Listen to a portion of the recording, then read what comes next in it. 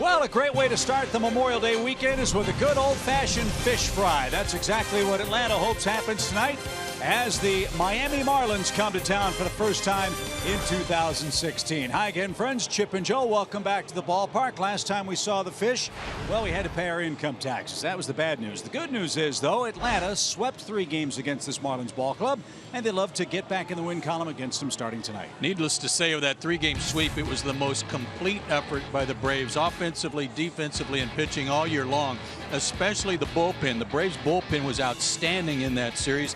A 1.38 ERA and average with runners in scoring position. Well, we haven't seen the likes of that since that series either, especially lately for Atlanta. If the Braves are going to continue to do some damage against the fish, they're going to have to pick up some runners in scoring position, which has been an issue lately. And this is a beat-up Miami club, but don't tell Don Mattingly that. They are one of the best road teams in the National League, so the Braves will have their hands full in Game 1 of the series tonight. Beautiful night for baseball. Lineups, first pitch, Braves and the Marlins coming right up.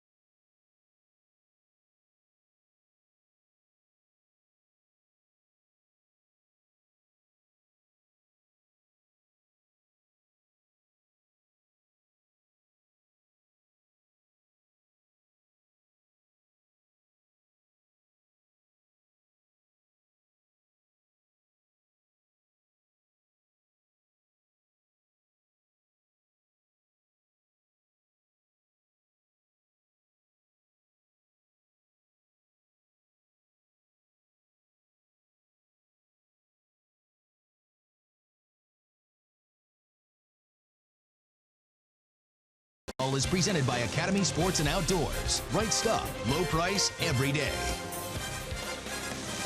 Perfect Friday night in Atlanta. Hope you're going to have a safe and fun-filled Memorial Day weekend. Hopefully it'll be a fun night for Williams Perez, coming off an excellent outing last time against the Phillies. 25 years old, 6'1", 230 out of Venezuela. I wanted to show you this tonight because first inning problems have been an issue at times for Williams. He can't afford to fall behind this Marlins team and let them really get confident. That leads us to our 4 keys to pitching success tonight. He's going to have to establish inside early to make his changeup effective. He's not had a good bout of luck with these guys in 2 starts in his career, 9 innings, 17 hits. And adjustments. This is a red hot team, so what might work the first time through the order might not the second. Be willing to move that ball around. And you've got to worry about a man closing in on 3,000 hits in the major leagues, Ichiro Suzuki, who takes a strike. And we are underway. Ichiro, Prado, and Marcell Ozuna, the top 3. You see the numbers against Williams Perez on the right side of that graphic. So pretty salty 1, 2, 3 for Don Mattingly, the Miami skipper. Ichiro, one of the great stories in Major League Baseball this year, hitting .357, no homers, 5 runs batted in. And he slaps this one out towards second. That should be easy for Gordon Beckham. It is, and a ground out gets the night started for the Braves starter Williams Perez. Certainly a different look at the top of the order with D. Gordon suspended for the Miami Ball Club. And that's a real shame. The reigning batting champion in the National League, Gold Glover, Silver Slugger Award winner, stolen base leader, and Major League Baseball hits leader out for 80 games. Losing him was one thing, but not having Yelich and Stanton in the middle of their order is just adding more injury to insult. Here's Martin Prado.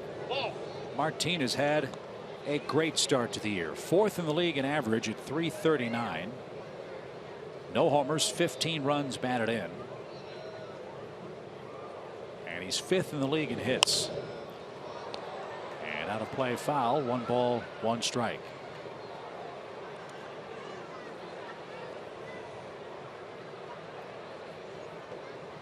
One of the most popular Braves in recent memory, now applying his craft with the Marlins.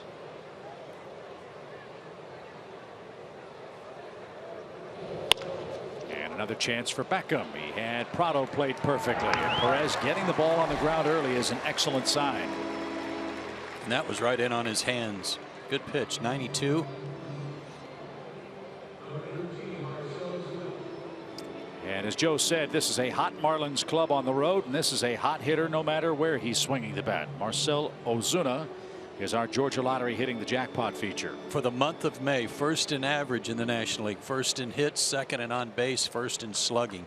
He is having a phenomenal month, and he's reached base in 33 straight games. He swings at the first pitch, and Ibar can't get it at short. And Ozuna's aboard for the 34th consecutive game. A 2-out single, bounces up the middle. I'm told that if anyone has benefited from the arrival of Barry Bonds as their hitting coach, it's Marcell Ozuna, where we used to see him chase breaking balls and fish for balls out of the zone. He has really become a lot more patient. He's not chasing bad pitches. And more contact for him is usually hard contact. So he's aboard in front of Justin Bour, the big Marlins first baseman. Bour missed a couple of games with a finger problem, but he's a 9-homer, 25 RBI man. And he loves hitting against the Braves. He's had big numbers and some big home runs against Braves pitching, so beware of him. And that one stroked into right field. That'll one hop out to Nick Markakis. And back-to-back singles with 2 outs as Miami in business. And Tyler Flowers will make his way to the mound for a quick chat with Williams Perez. Well, he got the ground ball that normally would get you out of the inning. 3 up and 3 down. But instead 2 hits.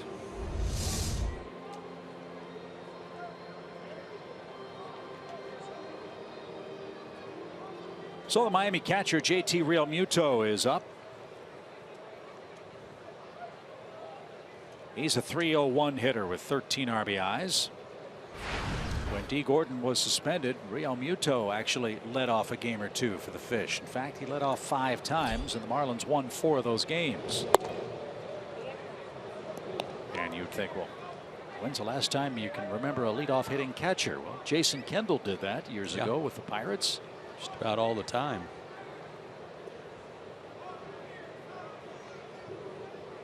This team is 15-9 on the road, one of the best records in baseball.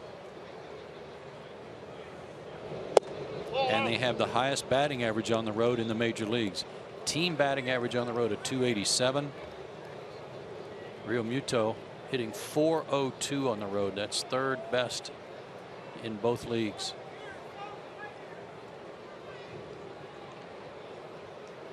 Two balls, no strikes. And that's fouled at the plate. 2-1. Don Mattingly should be applauding his club's effort. Short-handed, but look at what their offense has been doing. They're coming off a series against Tampa Bay where they had 50 hits in 4 games. Won all 4 games. And they're doing it without that guy, Christian Yelich, with a bad back, and Giancarlo Stanton, as Chip said, with a sore side. They don't call it an oblique. Fly ball lifted out toward left. Long run for Francoeur. He's going to get there. And the side is retired. Perez surrenders a couple of 2-out hits, but no damage done.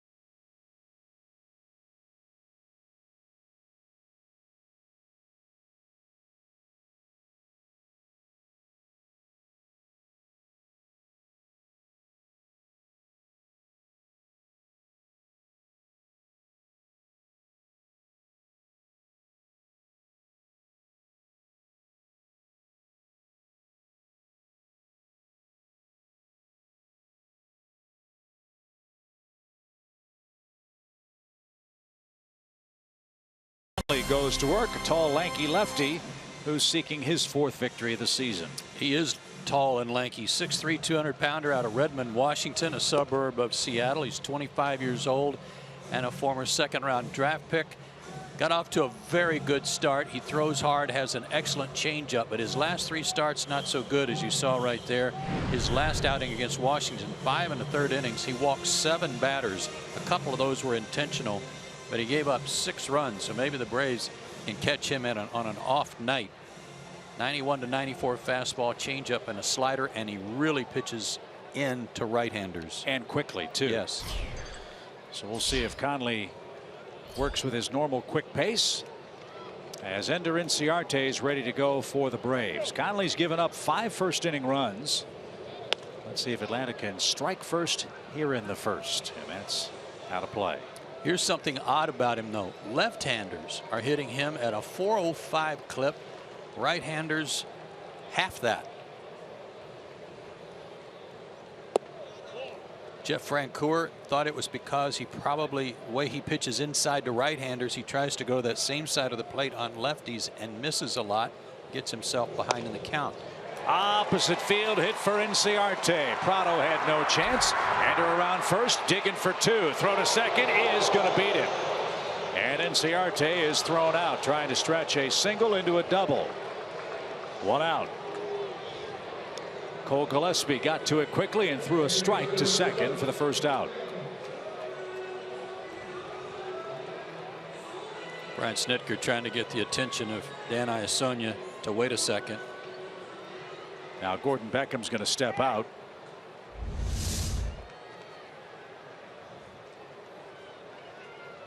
Nice recovery there by Gillespie. And that glove looked like it went right between his legs. Picked up the foot. Well, that was a quick decision. Yeah. So as the late great Bob Murphy says, well, there goes the no-hitter. Yeah. But there is one out as that's fouled back by Gordon Beckham. Gordon's rolling. He's had a terrific month for the Braves, playing second base, third base, hitting .327 this month, a homer and 8 runs batted in. Gordon's at second base against the Marlins tonight. And that's a little low. 1-2 your count.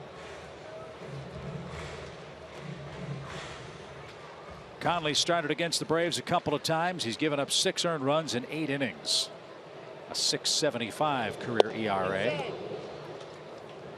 And I would think, Joe, it's like swinging the bat against daddy long legs. All you see are kneecaps and elbows with this guy. No doubt. Tough to pick up. And I'm sure that real fast accelerated windup adds to the deception of his changeup.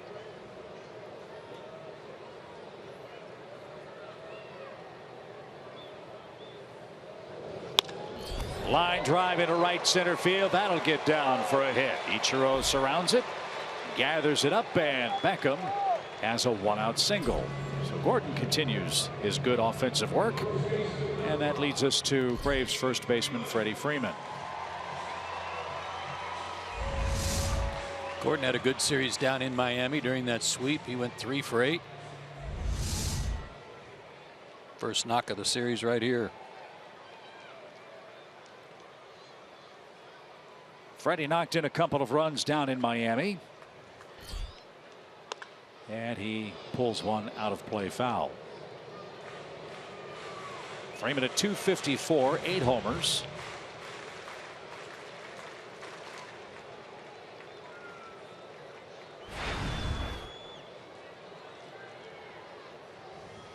Tyler Flowers behind him in the on-deck circle.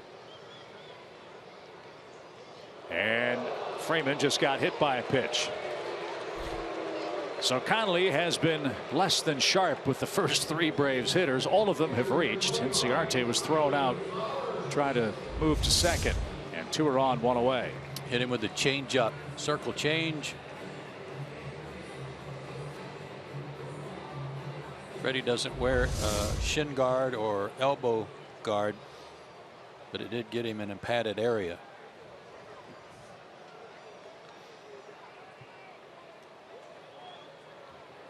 So here's Tyler Flowers. 4 of his last 6 hits have gone for extra bases. He had a first inning homer here last night. Well, those would be welcome right here against Conley.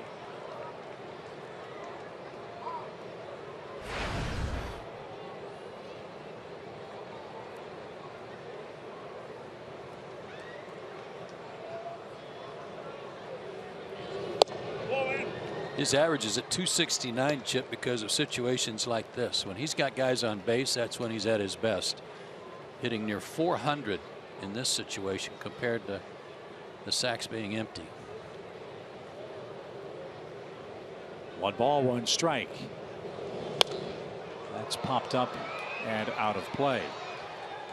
This has been an area of concern for the Braves over the last 4 or 5 games. And if you want to talk about a frustrating point of contention, it's that the Braves have had lots of scoring opportunities but have not cashed them in. The club is 0 for his last 18 with runners in scoring position. And Flowers has the first crack at an RBI hit tonight. He's behind in the count, 1-2. And that missed. He was suffering a little bit today after getting plunked last night on the right forearm. real sore. Braves have scored 7 runs total in their last 5 games. And I know you and I have talked about it. It's contagious. It's not just one guy. It's a club-wide phenomenon right now, and it just seems that no matter when the Braves have an opportunity, it's that guy who's struggling that's in the batter's box. Well, Brian Snitker said as much last night. One of his post-game comments was that when you're struggling to get that hit, then everybody tries too hard to make sure they get it. Flowers didn't, and that's the second out. Braves 0 for 1 with a man in scoring position tonight. That brings up Nick Markakis, who's struggled as well. He's 0 for his last 17. Only 2 teams with lower averages than the Braves and Milwaukee with 2 out in this situation.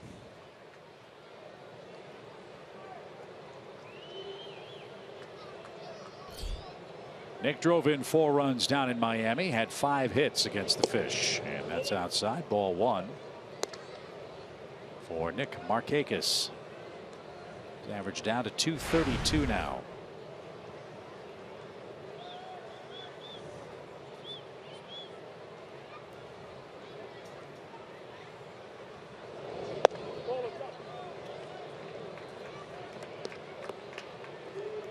Dan Iasonia has the plate tonight.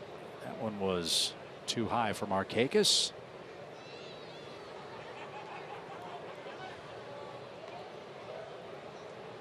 Two balls, no strike.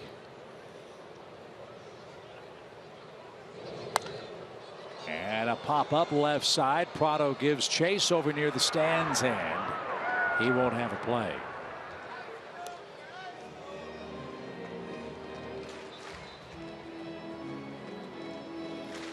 If you want to find a guy with some positive numbers in this situation, here he is.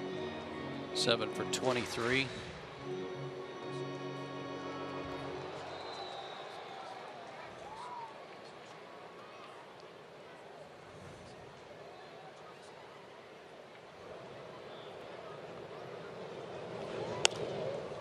This one might stay in play for Prado, and it's going to. He's down the line, foul ground, and Conley gives up 3 hits, but no runs in the bottom of the first.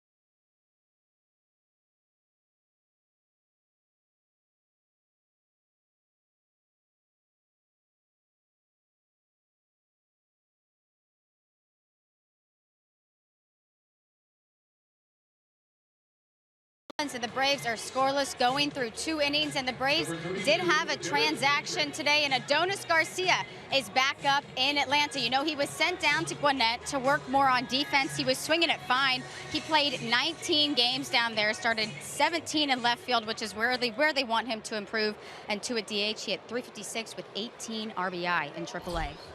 Thank you, Kelsey. The Braves looking for power. Maybe Garcia will provide some when he's placed in the lineup by Brian Snitker. He's observing tonight as Derek Dietrich leads off the 2nd inning for the Fish. he jumps over or jumps onto a pitch and pops it into straightaway center. Easy for me to say. Enciarte a couple of steps to his right. And he's got it for out number 1. Francoeur, Enciarte, and Markakis left to right in the outfield. Beckman, Ibar, the double play combo. Chase Darno and Freeman on the infield corners. And Tyler Flowers is behind the plate.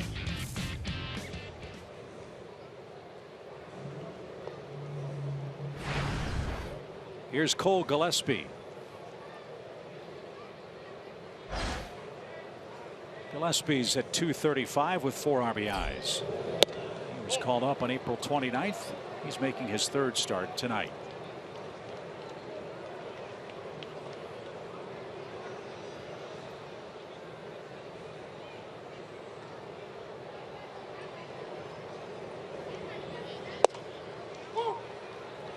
He's a big guy, 6'2", 215. We've seen him before in the National League with a couple of different teams, Arizona, Giants, Cubs.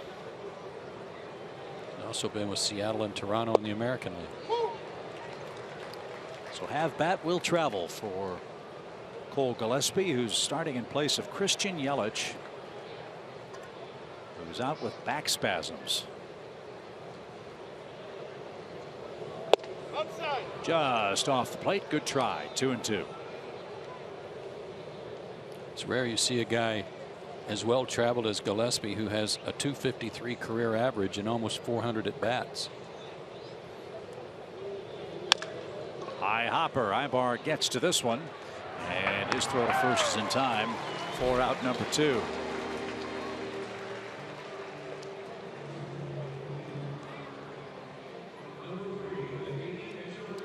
Here's one of my favorite players in the National League, Danny Echeverria. It's one of Don Mattingly's too. Right now, the way he's playing, you know he's playing a good shortstop, but hitting .400 over his last 11 games. And he wears out the Braves too. Let's see if Perez can avoid any 2-out bumps in the road, and he should with Beckham handling this one at second. It's 3 up, 3 down on 8 pitches. Nice work continues for Williams Perez. Jeff Francoeur leads off the second next.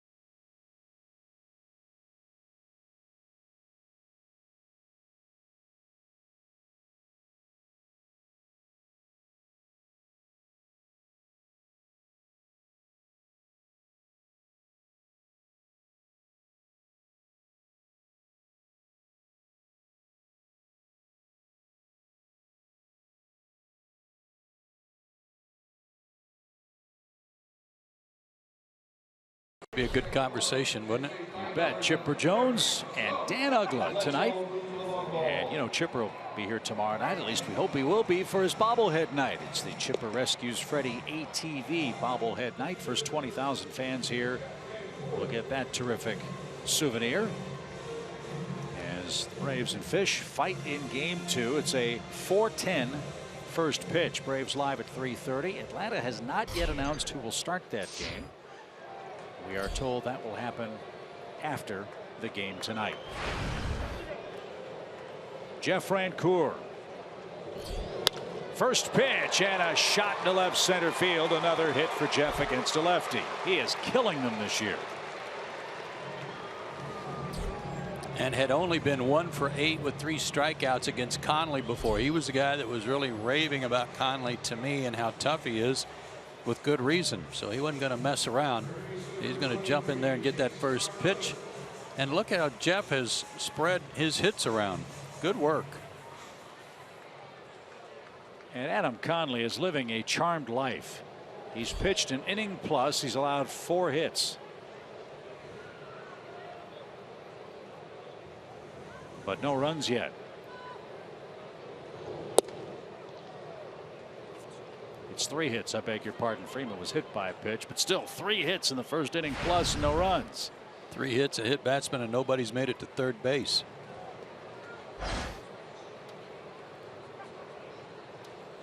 Here's d'Arnaud. He's hitting .375.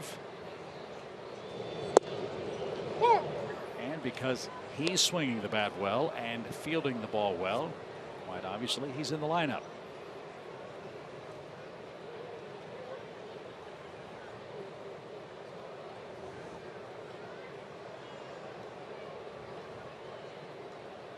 Bohr in front of the bag at first base holds Jeff Francoeur. The pitch is called strike. Good pitch, off-speed pitch that d'Arnaud gave up on, and it tailed back over the plate.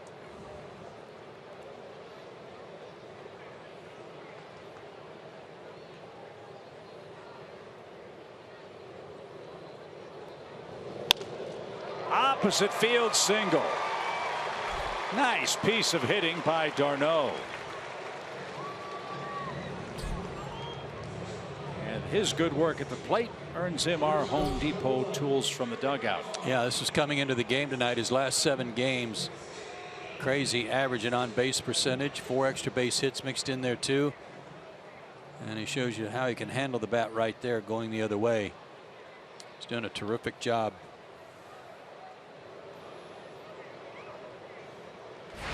So this would be a good spot for Eric Ibar's first hit against Miami. He's batting .184 overall. That's hit toward right center. Ichiro closing speed gets there. Francoeur tags. He's coming to third. The throw's off target. So Ibar advances Francoeur with a fly to right. Now Williams Perez is the Atlanta hitter with 1 out. Good base running by Francoeur. Even at his age, Suzuki still has a good arm, but it looked like Ichiro was having a hard time getting his feet under him there. Took him a couple of steps to get rid of it. And you're right, Ichiro has 5 assists this year. But that throw missed the mark. And now we'll see what the Braves do with Williams Perez, who does not have a hit this year. And is 2 for 40 lifetime as a major league hitter.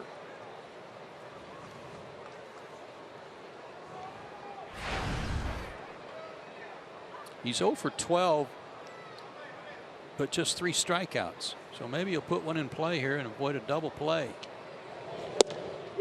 He stabbed at that pitched ball. Showed bunt. 1 ball, excuse me, no balls, 1 strike.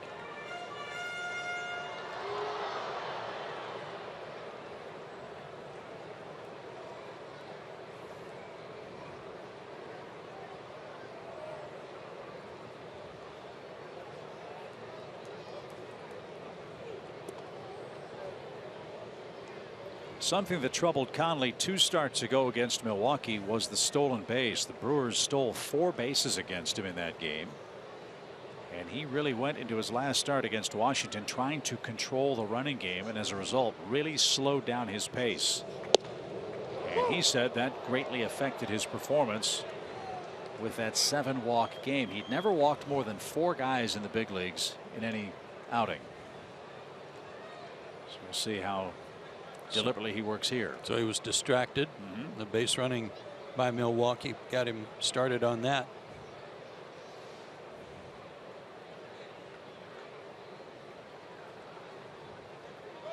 Two strikes, and Perez pops it up and right back to the pitcher Conley, and that's the 2nd out.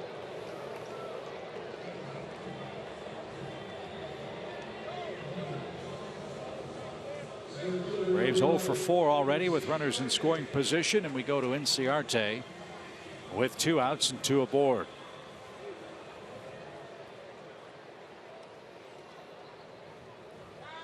His average is pretty even across the board till you get to 2 out and runners in scoring position. He was able to take care of business in that category in the first inning.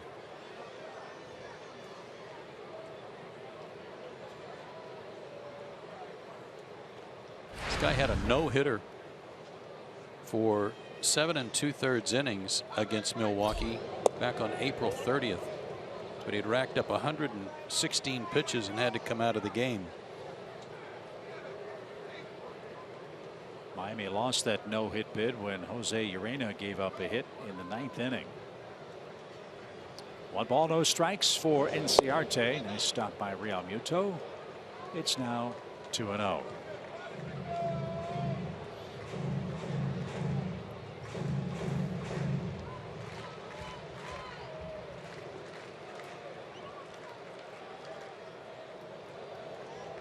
Francoeur and d'Arnaud are at the corners with 2 out. And a slow ground ball to Dietrich at second, and Conley is out of trouble again. Back-to-back hits began the Braves' second, but Atlanta's 0 for 5 with Risp and still scoreless.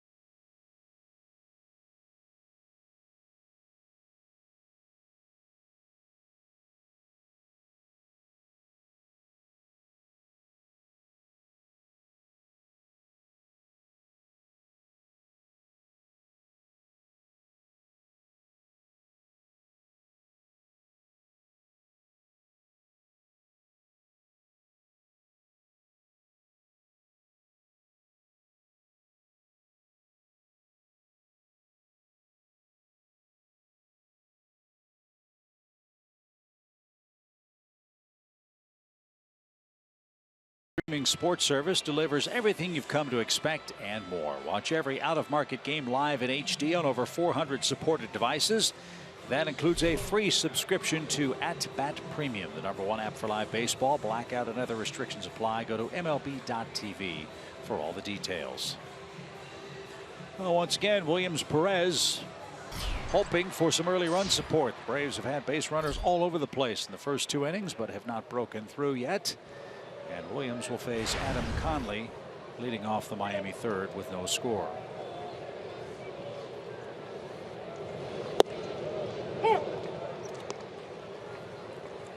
Like Williams Perez, Conley doesn't have a hit.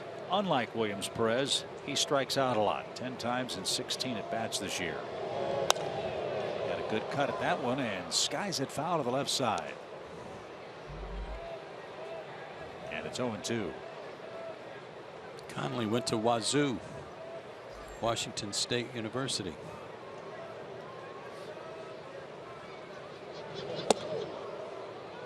I thought that's a town that my cousin Vinny had to go to save his nephew. Might have been.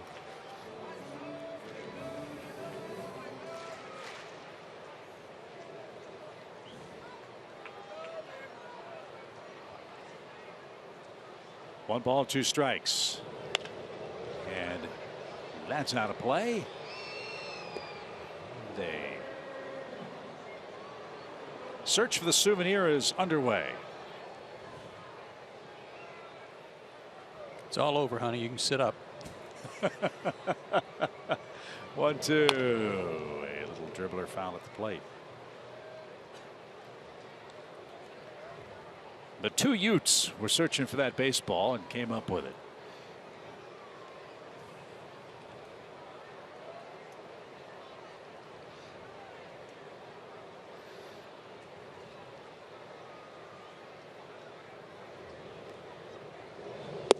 And Perez gets his mound opponent. Down on strikes is Conley. First of those for Perez. And once again, we'll feast our eyes on one of the game's great players, Ichiro Suzuki, our Academy Sports and Outdoors leaderboard.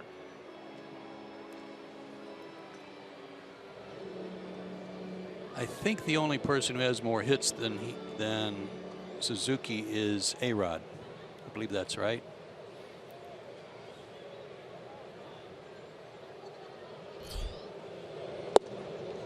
Yeah, the amazing thing about Ichiro is, in a sport that has always valued power, the ability to hit for a lot of extra base hits, a lot of homers, that has never been Ichiro's game, and I think that's by his own design. You watch this guy take batting practice and you think you're watching a 30-40 home run guy, as this one's going to split the gap in left center field, and Ciarte is going to track it down on the track, and Ichiro glides into second base with a base hit. A two-bagger for Ichiro, his fourth double. That's hit number 2961. 2,412 of them have been singles. And on an 0-2 count. One thing about this, I don't know why my jersey didn't just say Joe, but everybody else in baseball has their last name on the jersey. I don't understand how that happens. But maybe Joe would have looked better. Yes, Alex Rodriguez, 3,084 hits to the 2,961 for Suzuki. Here's Martin Prado. And that's in for a strike. Years ago, the Braves had some unique, shall we say, ways to identify the players. When Ted Turner owned the club in the early days on the Superstation, he allowed the players to have their nicknames on the backs of their shirts. Jerry Royster's nickname was Jay Bird, so that's what he had instead of Royster. And Ted, in his usual brilliant marketing self, gave Andy Messersmith number 17. And guess what Andy Messersmith's nickname was? Channel. So every time he took the mound, he was advertising the TV station upon which the Braves were playing. Ground ball right side. Beckham knocks it down, keeps it close by, but can't make a play, as Martin Prado has an infield hit. And Martin doing what he always does, trying to advance Suzuki to third, and is rewarded with an infield hit. Almost got an RBI. So all he was thinking about was going that way too. Freddie was well off the line, but he couldn't cut it off. Beckham had to dive to save a run. So now you've got real trouble, as Ozuna's the batter. As Joe said, he's been the hottest hitter for Miami. 60 hits this season for the Marlins center fielder. And a two-out single past Ibar, his first time. So those nicknames on the jerseys, what happened? Commissioner step in and baseball? You know, I don't know that part of the story. But I just remember as a kid watching them and saying, what? Who? Commissioner said, I don't think that's going to work with the Channel 17. Probably, yep. But there's been no such step in on the part of baseball on Suzuki's jersey. No balls at a strike. Inside corner, good pitch. Good pitch. Now here's where we'll see if we notice any difference for Ozuna. If they throw him some off speed, a breaking ball, and he chases down and away, that's where they tell me he has really made some strides in cutting down on bad swings. And that's the pitch that many times he would have swung at. That went too far off the plate. 1 ball, 2 strikes. He's got tremendous power. Real strong guy.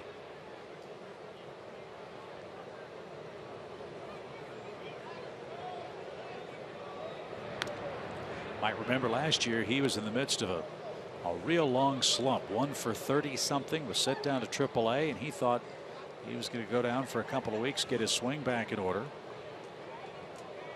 And he's asking the umpire to check out his right eye. Contact maybe.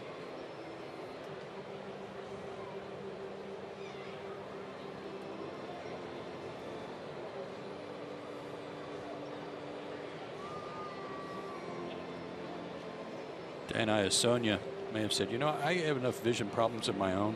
So if you'd get the trainer out here.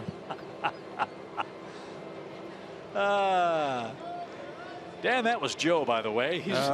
I've met and talked to Dan on the plane. We were side by side on a plane coming back to Atlanta once. Nice man, good umpire. So, and he lives here, right? He's an yeah, Atlanta guy, I think right? he lives in Roswell area. Yeah.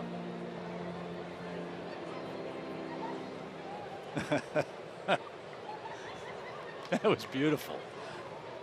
So Ozuna's ready to go. 1 ball and 2 strikes. First and third for the Fish. 1 out. We're in the top of the 3rd inning. That is hammered to center. And Inciarte, it's over his head. What in the world happened there? Ichiro scores. Prado stops at 3rd, and Ozuna with a double to center.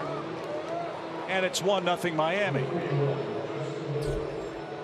Well, I think he saw that pitch okay, so I think the vision's all right. Was Inciarte trying to do one of his patented dekes? If he did, he got me. Well, if he did, he may have deked himself. Because he turned around. I don't know that he was going to get there. It hit right at the base of the wall. I think that's what he was doing, trying to freeze the runner at first. But that was a laser to center. 26 RBIs for Ozuna. And now runners are at 2nd and 3rd with 1 out, and the Marlins have scored the first run.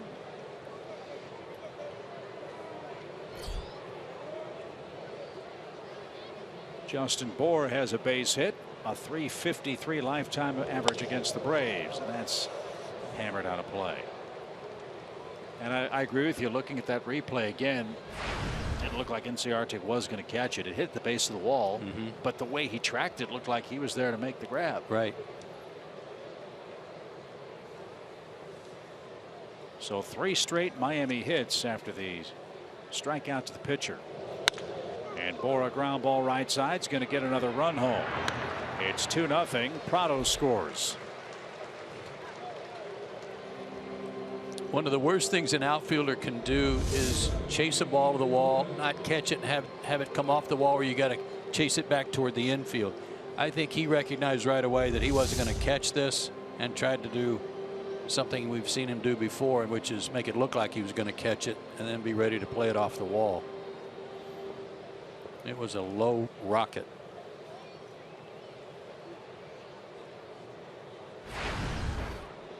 So 2 in, 2 are out. And here's JT Realmuto, the catcher.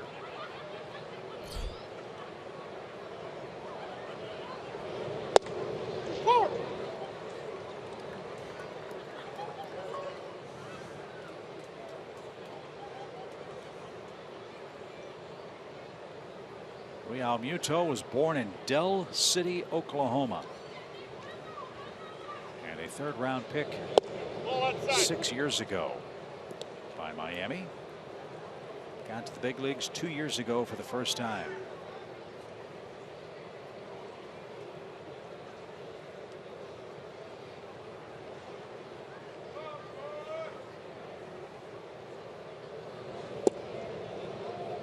Del City's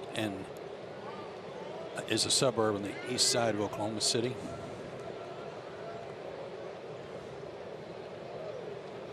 Last year set club records for rookie catchers in average, runs, hits, RBIs. As that one's cut on and missed. 2 balls, 2 strikes. They had a kid catcher there by the name of Charles Johnson, who was pretty good. And Realmuto's offensive numbers in his first year were better than Charles's. That's saying something.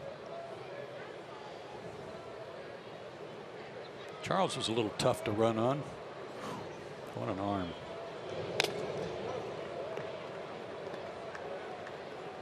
And there wasn't much in the dirt that ever got by Charles Johnson.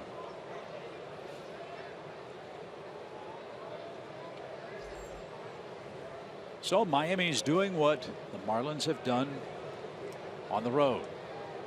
They've struck first. They've picked up 5 hits. Ozuna's 2 for 2. Now Real Muto pops one right side. That's headed for the stands, foul. Miami begins play tonight in the thick of things in the Eastern race.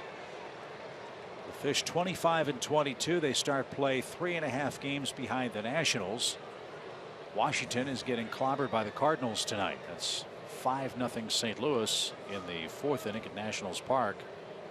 Max Scherzer starting that game for the Nationals. 2-2. Good stop by Flowers. Not sure if he caught that or the ball caught him. Whichever, it saved a run. Change up. Nice play.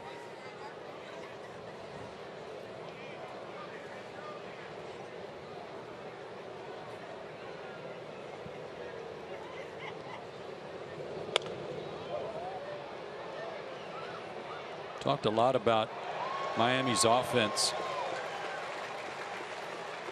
and a lot of it is recent work. That the month of May has been really good, and they're second in average, but they're only 10th in runs scored. They're going to move toward the top, though, if this keeps up.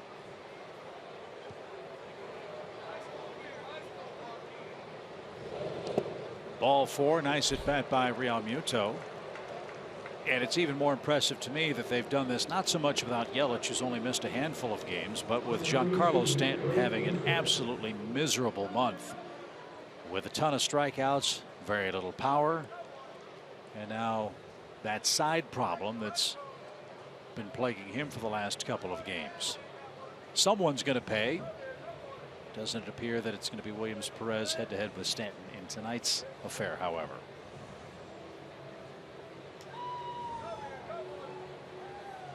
As Joe mentioned, the Marlins coming off a great series with the Tampa Bay Rays. Jose Fernandez is back to his brilliant self. 12 strikeouts over 7 innings. He's 5-0 with a 169 May earned run average for Miami. Tell you, this guy's done a nice job filling in for D. Gordon. He's not the defensive player that Gordon is by any means, but he's a very good offensive middle infielder.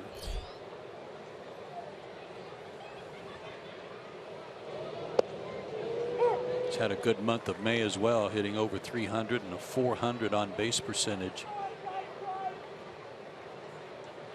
And I believe he's out of Georgia Tech.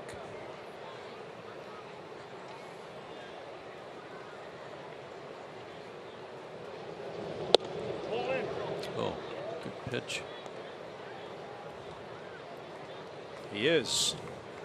Derek was a semifinalist for the 2010 Golden Spikes Award. Hit .256 in 90 games last year.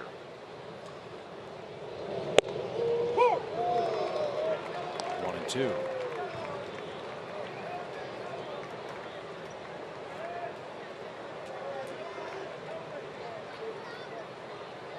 Came from Tampa Bay for Yunel Escobar before the 2013 season. And now a 1-2 count. Runner at first goes. It's a bouncing ball to Freeman. Freddie pounces off the bag and makes the play to retire the side. Long inning for Miami. Ozuna continues to sizzle. He drives in 1 of 2 for the Fish.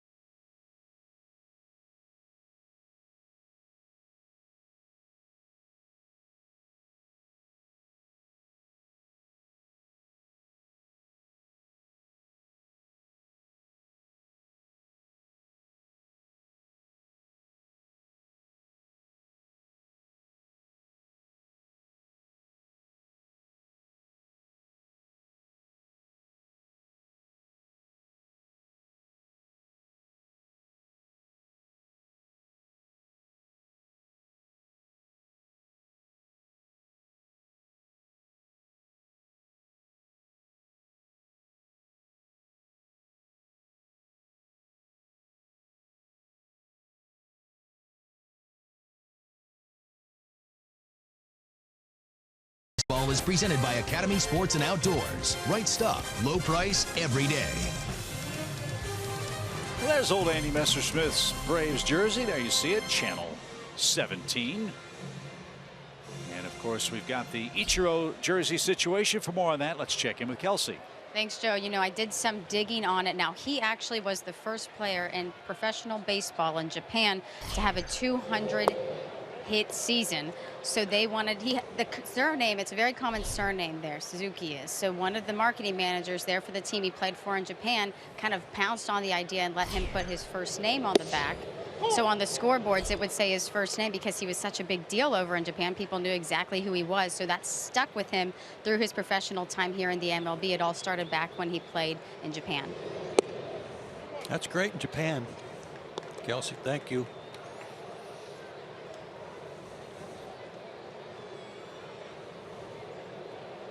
Gordon Beckham leads off for Atlanta, trailing 2-0, and strike over the outside edge, 2-2. Yeah, there aren't many players named Suzuki in the North American major leagues. But I don't think Ichiro's going to be changing anytime soon. And a roller foul. You're right. And I wouldn't call it a situation. I just was pointing out something that's he may have I guess the only jersey in baseball with his first name on it I can think of. Yeah. So why is he privileged to do that?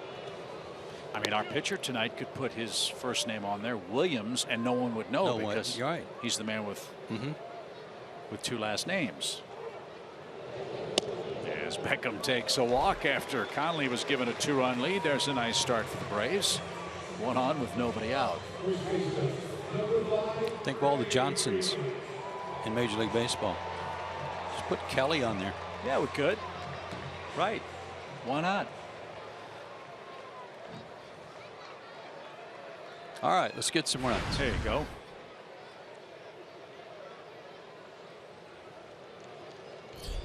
Freeman was hit by a pitch his first time up. Story of the night for Atlanta offensively so far. Missed opportunities in the first 2 innings. Braves are 0 for 5 in RISP.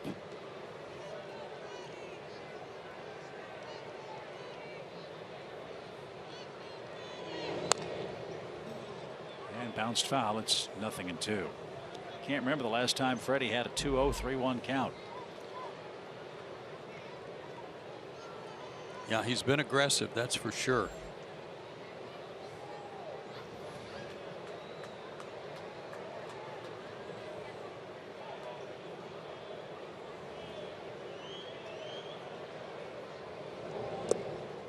And Real Muto can't handle that one. That's back to the screen. Beckham moves up 90 feet on a wild pitch.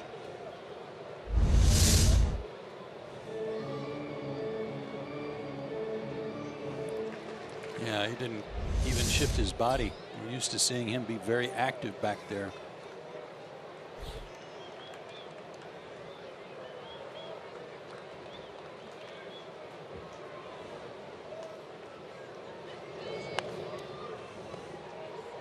Right off his knuckles, back to the screen. It's another 1-2 count.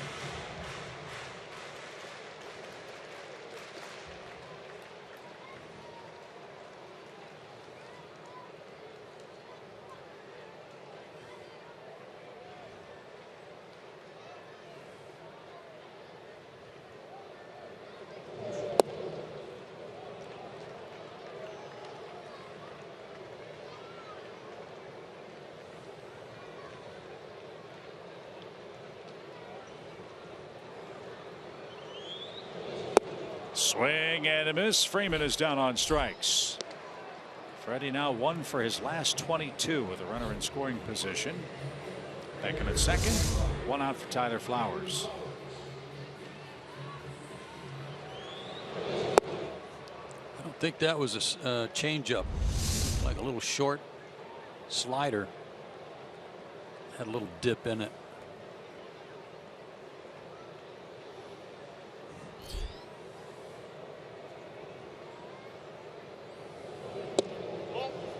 Tyler struck out his first time up in the Braves first inning.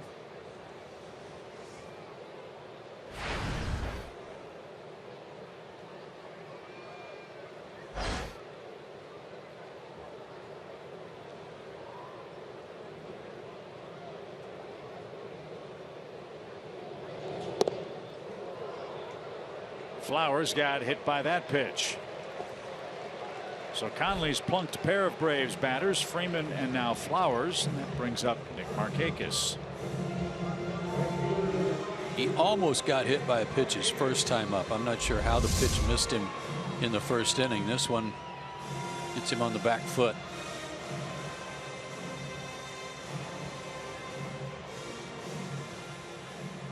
Poor catchers, man, they get dinged up enough.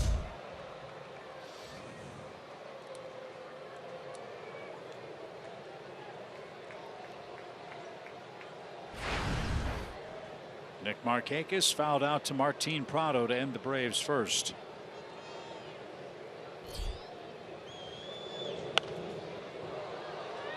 And that's into the seats for a strike. 0-1 for Nick.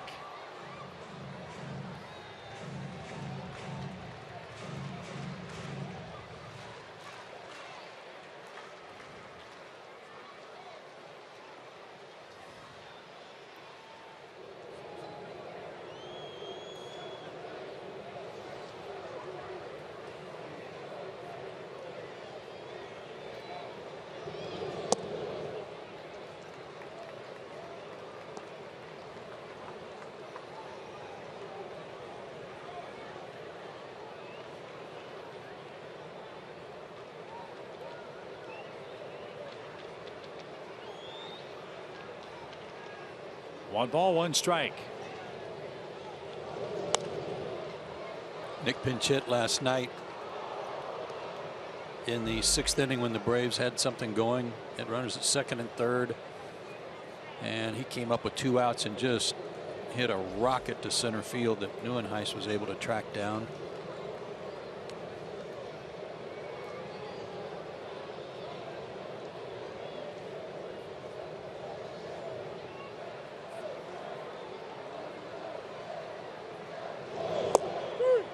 Strike 3. Markakis is retired. 2 men down. Second strikeout of the inning. Let's take a look here. Nick didn't like it. Does look low. And on Fox track shows it's right on the bottom of the line of the strike zone. Or nicked it. Francoeur hit the first pitch for a solid single. Let's see what he gets with 2 on, now 2 out.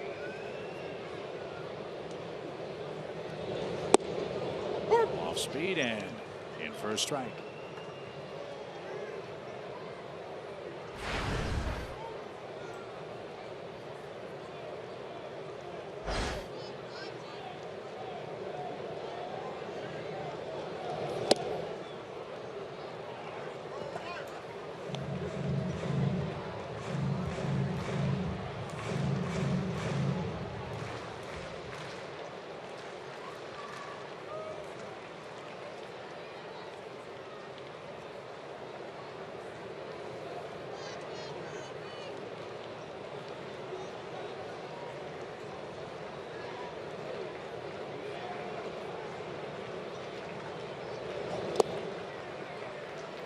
Conley went 4-1 when he was called up last year. Made 11 starts for Miami. Minor leagues coming up to the big leagues. He was 34-21. The 3.52 ERA. Good numbers. He was their organizational pitcher of the year last year. Between the minor leagues and the major leagues, he was 13-4 with a 3.0 ERA. And as Joe said, very early this year flirted with a no-hitter against the Brewers.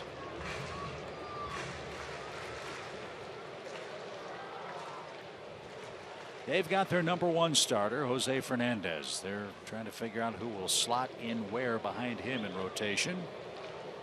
Conley's got a 2-run lead. The pitch to Jeff is down and in. Full count. like Wei-Yin Chen a lot. He's a veteran left-hander.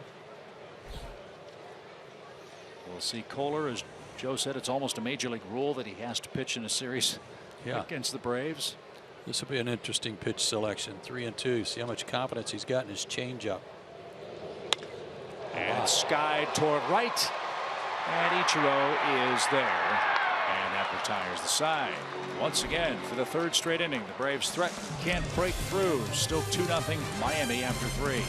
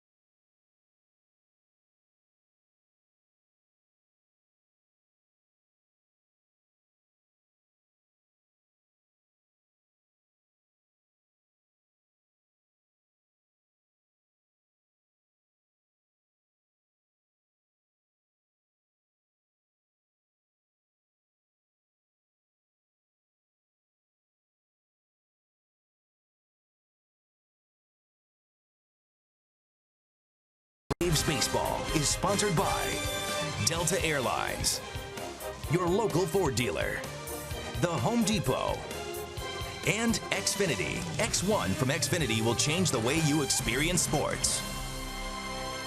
Beautiful night in Atlanta. Nice crowd has gathered for the start of our Memorial Day weekend here at Turner Field. We'll have fireworks after the game. Hopefully, Braves can come back and support Williams Perez, who's given up a couple of runs this evening. Braves have stranded 6 in their first 3 innings of offensive work so far. In the Miami fourth, Cole Gillespie, Adeiny Echeverria, and Adam Conley are coming up.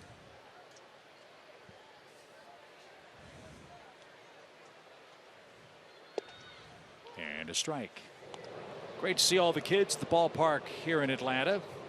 All 30 Major League Baseball clubs are celebrating Play Ball Weekend, a league-wide support effort, as Gillespie rips a single on a strike one pitch. This Major League Baseball effort is trying to increase youth participation in baseball and softball.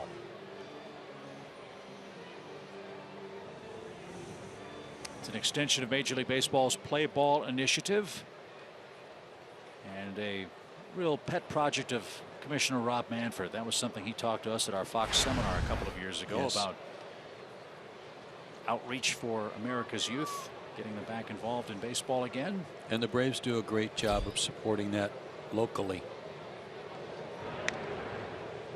Whether it's the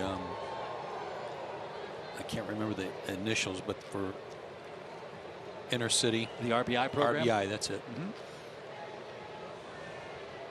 Reviving baseball in the inner cities is what that acronym stands for.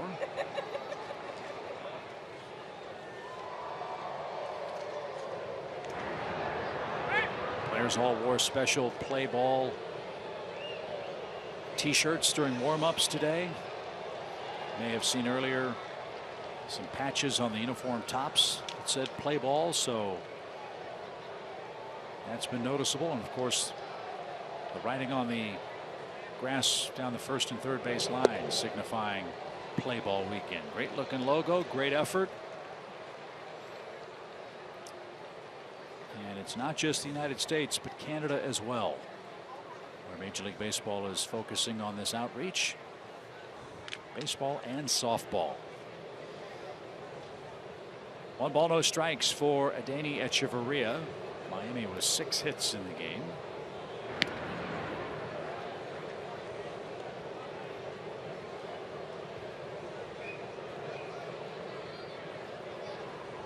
Williams Perez had an easy second inning. He got the Marlins on fewer than 10 pitches. Then struck out Conley to start the third. Then 3 straight hits. And him trailing 2-zip.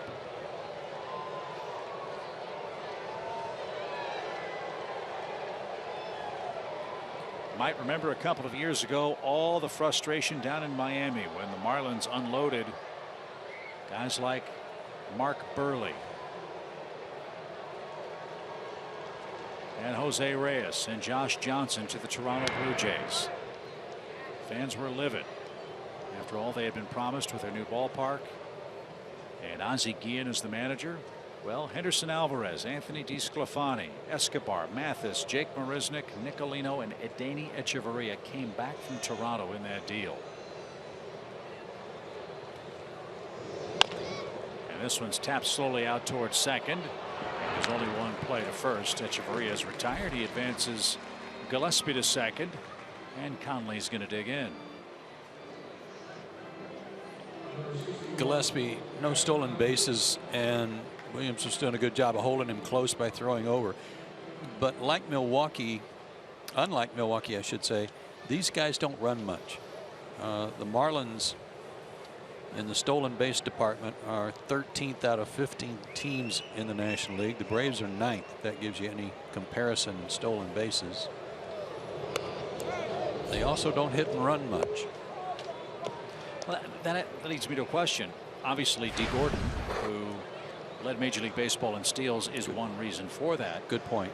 But think how, I don't want to say difficult it must be, but think how big a challenge it must be for the Marlins players, their staff, their manager, to have to change their style of play almost on a dime with Dee Gordon down because of suspension. Running was a huge part of their game, and the havoc he created on the bases, they don't have that now. No, they don't.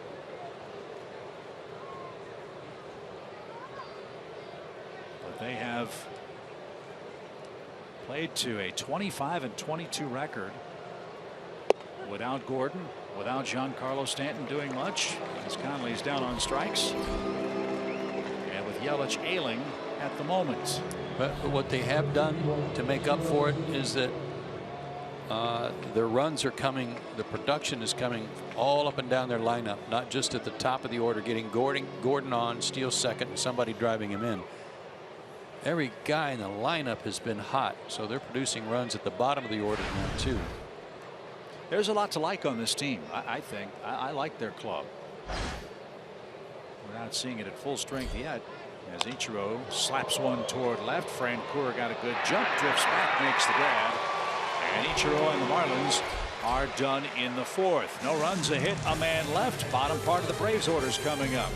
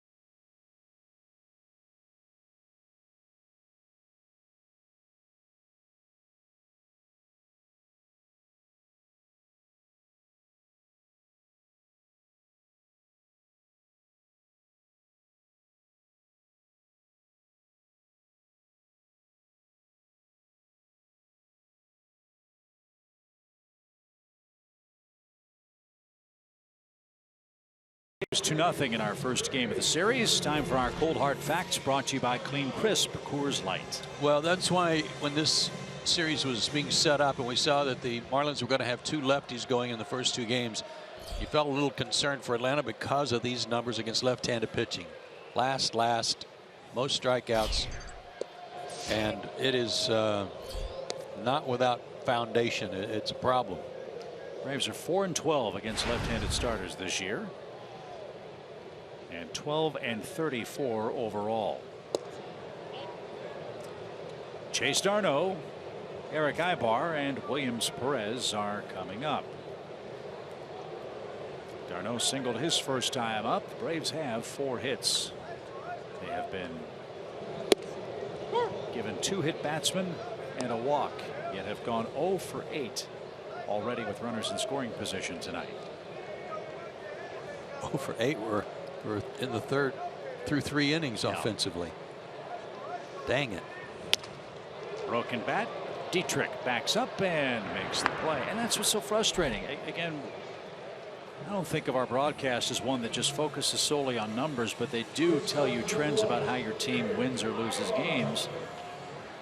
With the Braves' struggles against lefties, with their struggles against any pitcher with runners in scoring position, their lack of power, when you give up a run early to the opponent, it's been almost impossible for the Braves to come back and win, and that's the frustrating thing. 1 hit here or there early in the game, you might have a 2-1 or 2-2 game. And another Braves batter gets plunked. This time it's Ibar, who's sitting right on top of home plate, and that sounded solid. When that hit him, the ball did not ricochet at all. It hit him and stuck. And Ibar has hardly moved a muscle as he sits right on top of the dish. Oh, on the ankle. That wasn't on the toe like for Flowers. That got him on the instep or the ankle.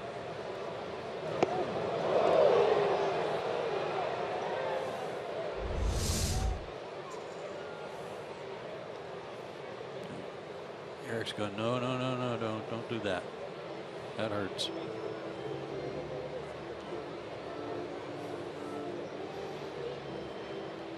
Conley had hit only 2 batters in 47 innings coming into this game. He's hit 3 men tonight. Well, and I told you at the beginning of the broadcast how he pitches right-handers in. We've seen evidence of that already.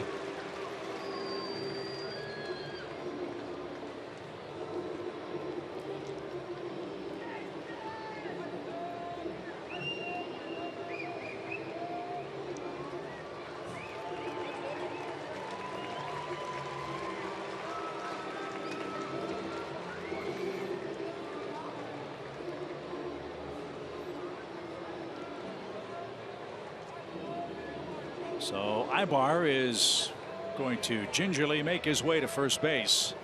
He's still hurting. Yeah, he's going to stay in the game, or at least try to.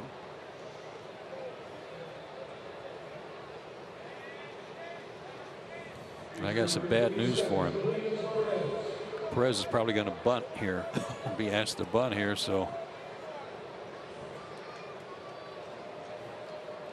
he's going to need to get a good jump on that.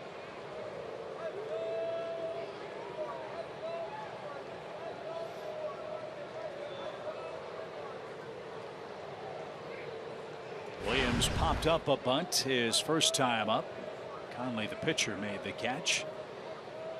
Ibar at first, 1 out. And not close. 1 ball, no strikes.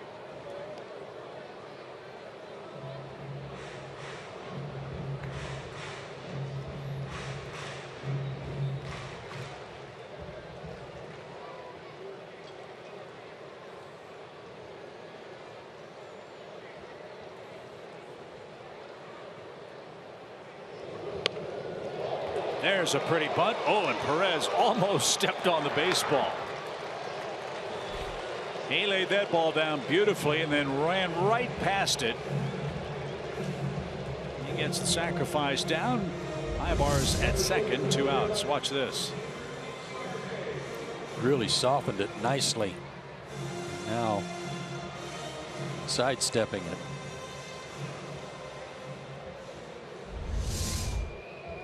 Second sacrifice for Williams. And Inciarte's the batter.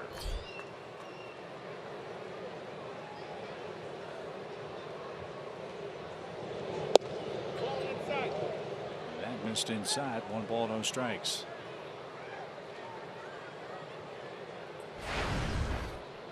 Ender has a 6-game hitting streak now and has hit safely in 11 of his 13 starts. And a little tapper out toward Dietrich. He's got it. Shovels to first and in time.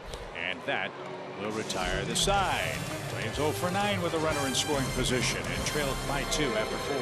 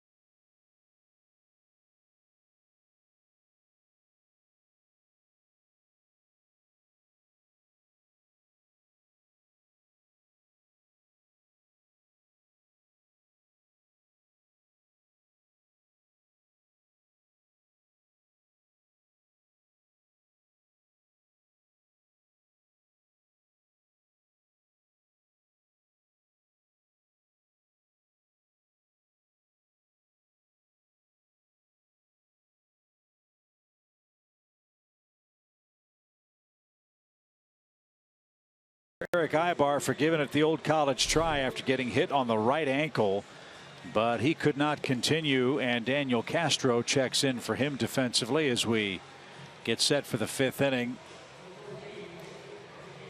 Don't forget, Braves Live is coming your way after our ball game tonight. As always, it's presented by Xfinity.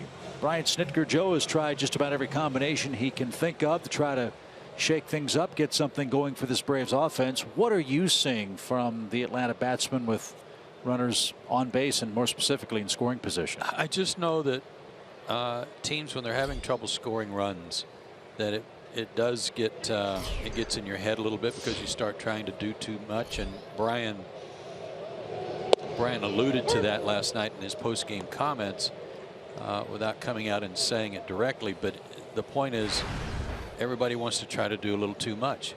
Let me be the guy that helps get us out of this funk. And just fouled by Prado. 0-2. When you try too hard, it makes the game that much harder. And I think there is definitely some of that. Everybody on this team recognizes it, that the team has been getting good pitching. Last 8 starters, ERA is 2.66. That's good enough to win. That's good enough to win in any league. So the run support is lacking, and especially that runners in scoring position. If there was a way to fix it, you would. There's just no way that you can come out and hit early. You can't work on something with runners in scoring position. It's just something that hopefully, I think as Brian put it last night, you get, I think he called it split a gap or something like that, when the Braves need one big hit to split a gap, bring home a couple of guys and open up the floodgates. And even with the offensive struggles, still a 2-0 game. Well, that's the way it's been. Yeah. The games have been close. Grounded toward first. Nice play by Freeman, and a perfect underhanded feed to first. That was a pretty play. Martin giving him the business.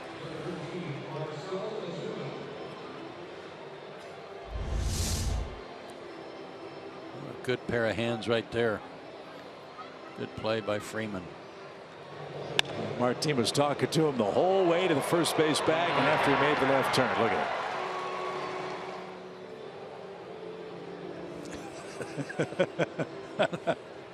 I said, you're not that good. But he knows he is. He played with him. Marcell Ozuna is 2 for 2. And if you missed it last night, Martin was absolutely beaming before the game today. Went to see him down in the Marlins clubhouse. He's the proud father of a 6-week-old baby girl, Martina. And he just couldn't stop talking about the new baby girl, talked about how wonderfully life-changing it was, and added, by the way, it's nice to be able to get on the road and get some sleep.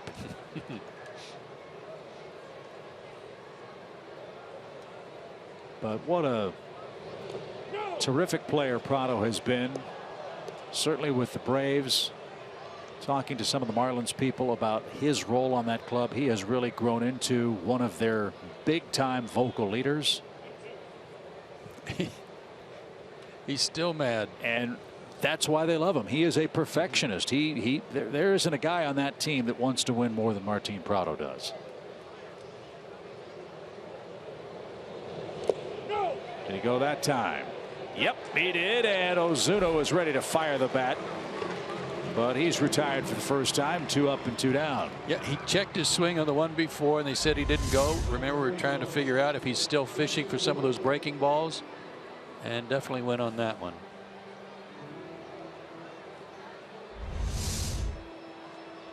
Three strikeouts for Perez. And here's Justin Bour, who has singled, grounded out, and has an RBI.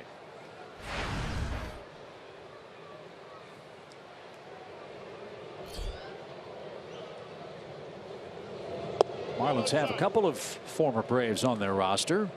Know all about Martin Prado. Chris Johnson, former third baseman for Atlanta, seeing some time for them at first base, I beg your pardon.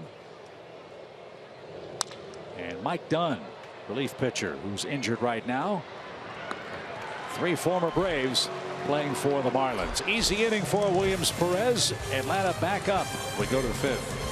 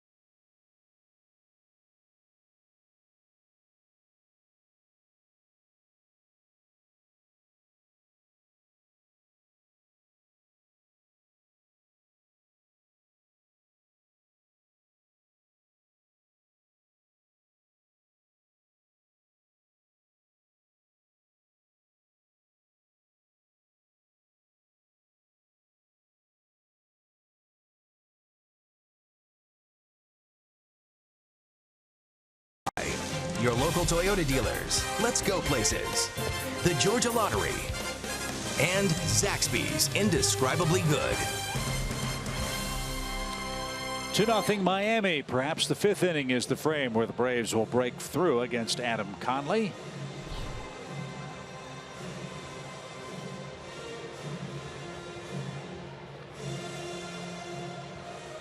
Nice crowd tonight. See if Beckham and the Bravos can reward them with a comeback. It's a 2-0 score. Beckham's reached twice. He singled and walked. And takes a strike. You're right, Chip. A lot of kids at the ballpark tonight, too. Great to see. That's ripped down the left field line and into the seats. Big crowds expected tomorrow night for the bobblehead night and for Sunday afternoon. Actually a 5:05 start on Sunday for the Chris Stapleton concert.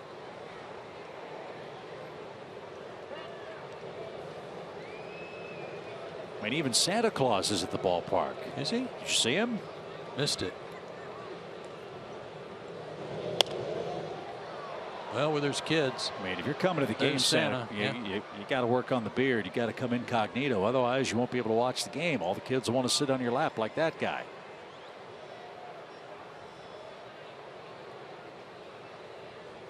Oh, 2 pitch all the way to the screen.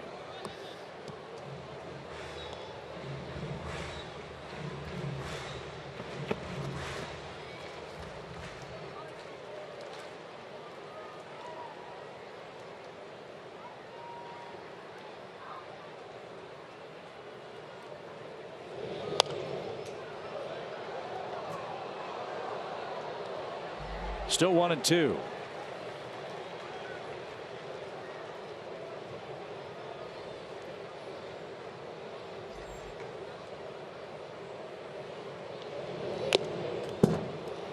Gordon's had a good month. Talked about him a lot. Now he's using the whole field, but he's got a good swing working. You know, guys talk all the time about, you know, I found something, or I feel locked in right now, and a lot of it has to do with seeing the ball, waiting, and trusting your hands, and Gordon's been doing that. That one's golfed into center field, and Ozuna puts it away for the first out. Hard hit ball, but Beckham's perfect night comes to an end. And once again, Freddie Freeman. Talked about the odd reverse splits for Adam Conley. Lefties this year have worn him out. Left-handed batters for the Braves so far tonight are 1 for 6 against him. And the oddest stat of all, he'd only struck out 4 left-handed hitters all year. That is weird, isn't it? He's gotten Markakis once and Freeman once tonight. Well, his best pitch, arguably his best pitch, is his changeup. It's a good strikeout pitch for right-handers, and he apparently is reluctant to use it against left-handed hitters. And Freeman goes the other way with a 1-strike base hit. His first hit of the night. And Tyler Flowers with 1 swing could tie it up. Another fastball, 2 in a row. That one on the inner third, and a nice inside-out approach by Freddie there. Look at that. How he stayed back on that one. He didn't drift like last night. And that's something you've been talking about with Freddie, kind of getting his upper body forward, and it slows his hands down. That time, even on that inside-out swing, he was staying back much better than we saw last night. 1 on 1 out for the Braves catcher Tyler Flowers, who is one of 3 Braves to be hit by a pitch tonight. Freeman, Flowers, and Ibar have been hit. Ibar has left the game. Daniel Castro's batting in his spot, which is 8th. Yeah, that's the thing. They've had base runners. They have 5 hits. Is that right?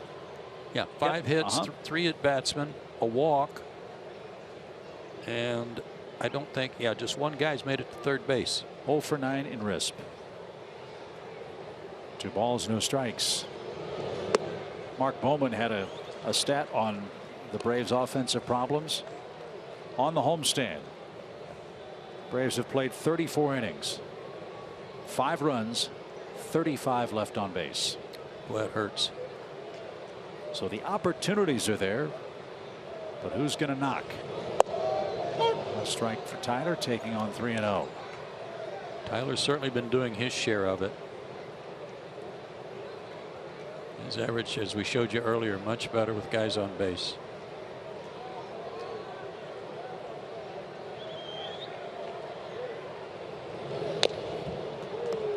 Good rip and a full count.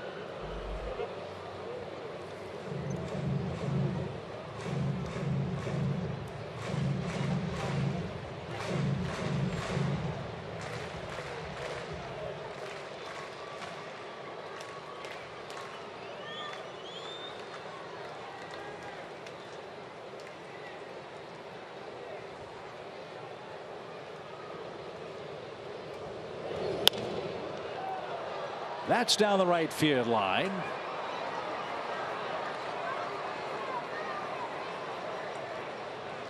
And Flowers will face another 3-2 pitch.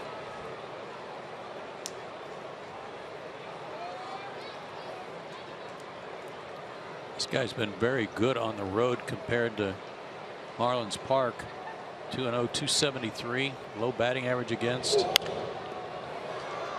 And what always strikes me about that is what a good pitcher's park his home park is. Very surprising, isn't it?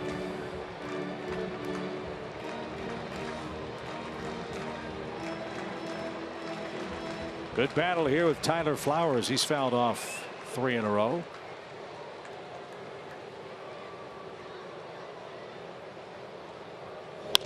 Swing and a fly ball, well hit center. Ozuna back. It's off the wall. Here comes Freeman around third. Drop by Echeverria. It's a 2-1 game.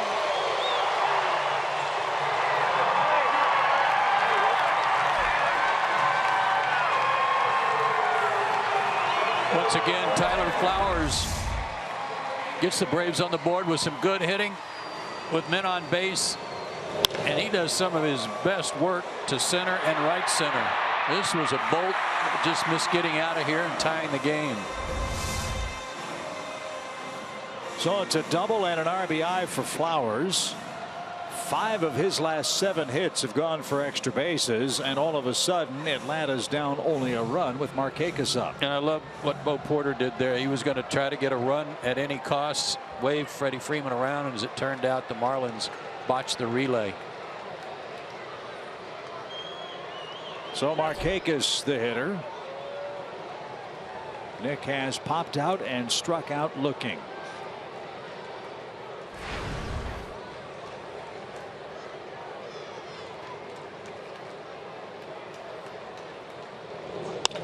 And he goes the other way for a base hit. Gillespie bobbles, but no further advance. So Markakis snaps an 0 for 19 slide with an opposite field hit. And the Braves are in business, first and third, with 1 out. Their first hit of the night with a runner in scoring position. And to tell you how things are going, it doesn't score a run. Yeah, but one right here, Mike. Of course, Tyler had to wait, make sure that ball went through before he advanced.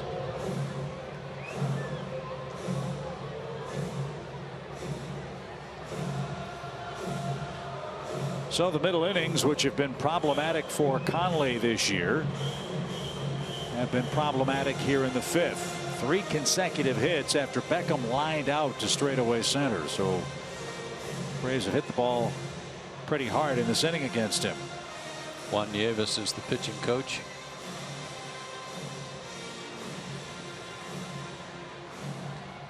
He threw a no-hitter way back when for Milwaukee.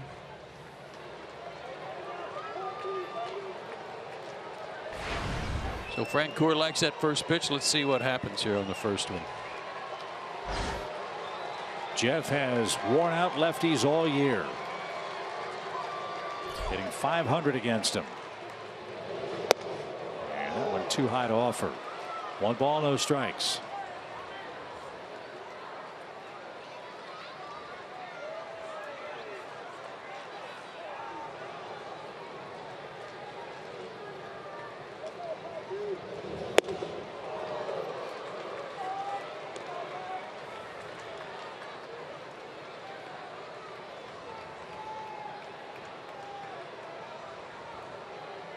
Flowers at third, Markakis at first. Freeman has scored. Way outside. 2-1 your count. Don't have to hit a 3-run homer here. Look for a pitch to hit hard. Fly ball ties the game up. Fly ball toward left. Gillespie can't get there. That'll drop for a hit. Frank Coeur ties it up with a 1-out single. Now we're talking.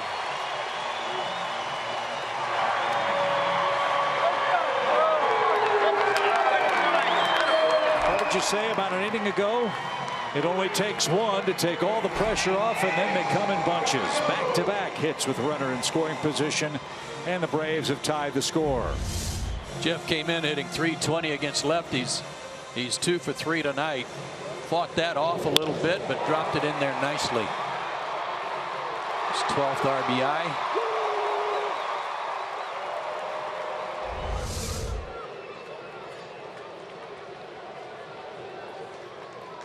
Wow. And that's going to be the end of the line for Conley.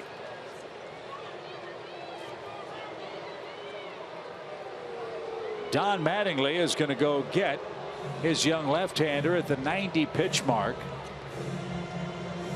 And he's got no chance to win the game. He had to pitch 5 and leave with the lead. Instead, he leaves tied, and the 2 on belong to him. How about that?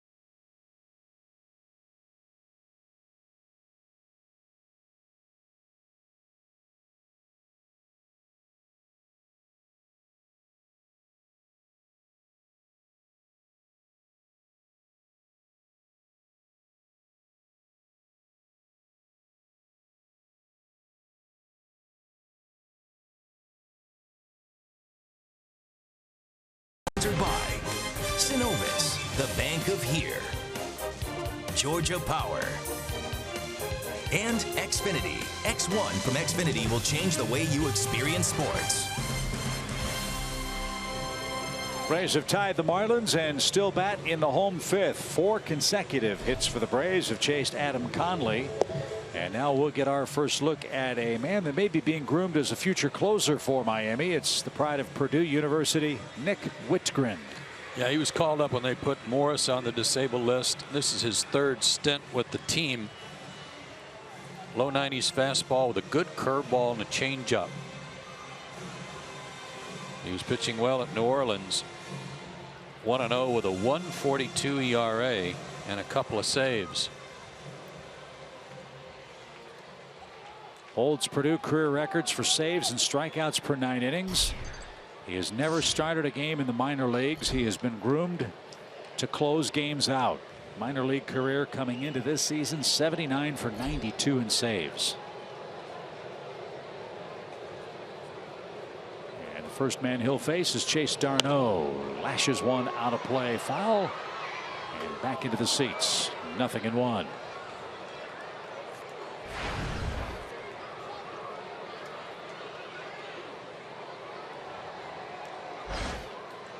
Darno's been swinging a hot bat for the Braves over the last week. We showed you that earlier. Let's see if he can chase home Markakis and put the Braves in front. 93 on the outside corner works. Yeah, and this guy, interesting delivery, really turns that front shoulder and then still throws across his body. His stride is right toward the right-handed hitter.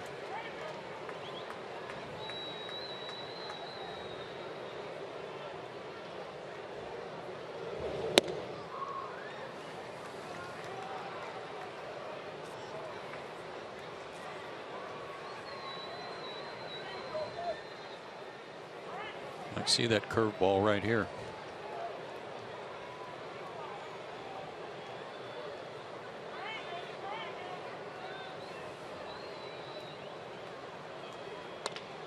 Little roller out toward second. Dietrich's got it. Throw to first is in time. And a nice bit of base running there by Jeff Francoeur to stop. That keeps the inning alive instead of running into a double play. And that will bring Daniel Castro to the plate. Heads up play, recognized right away what Dietrich was wanting to do.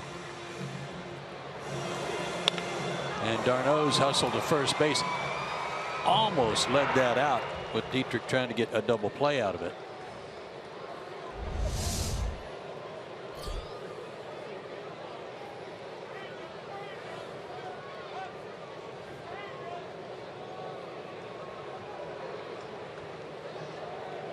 So Daniel Castro, second and third, 2 outs.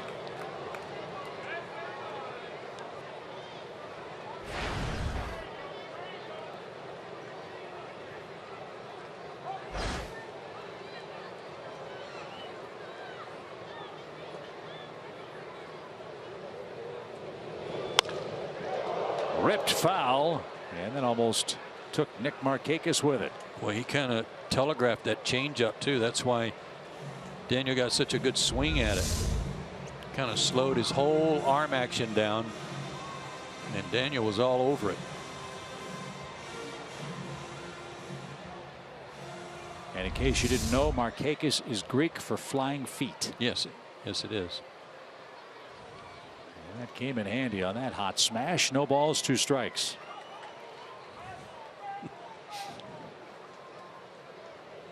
Here comes the 0-2. Back toward us. And just underneath.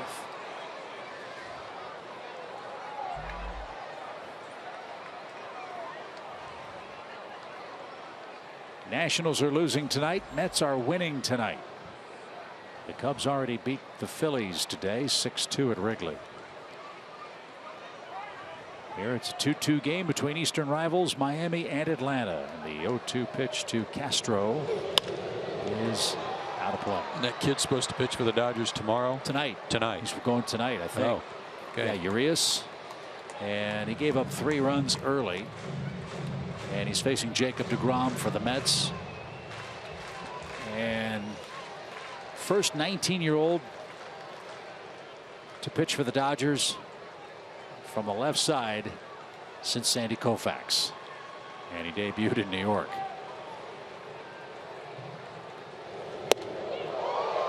Three strikeouts, 2 earned runs. Excuse me, 3 earned runs in 2 2/3 innings for the Dodgers phenom Urias. Julio Urias. 1 ball, 2 strikes. And another pitch under the chin. Fans are reacting to Daniel's reaction, but Daniel's kind of diving into the plate, and it's making them look a little closer than they are. I'm not taking anything away from trying to get out of the way. Trust me, especially up around your chin.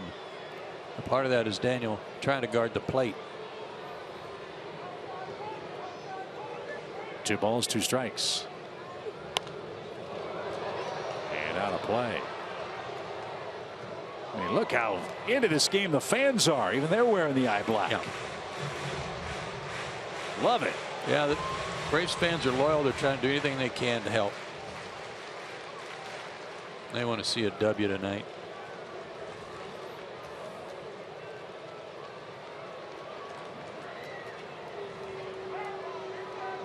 Good battle here with Castro. That's headed toward us. And just to our left. You were ready, though. Thankfully. Hands like a sturgeon, Joe. A little scaly. Yeah. Pitch number 9 coming up for Daniel Castro. In for Ibar. Got hit on the ankle. The delivery is out of play to the right side. That away, Daniel.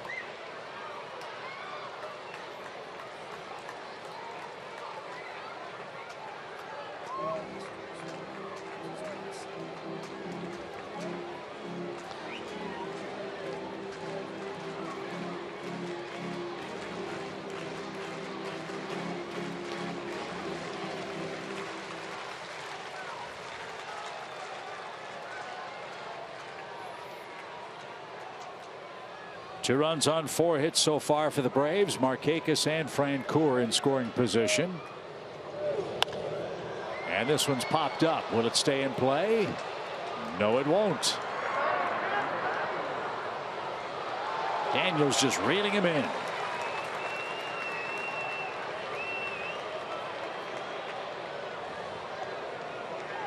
Well, there's a couple of little ones.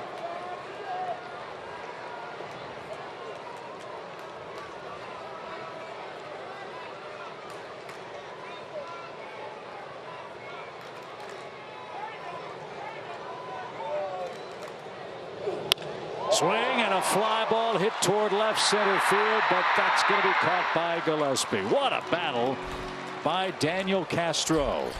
The Braves finally break through. They score 2 runs on 4 hits, and we've got a new ball game in Atlanta.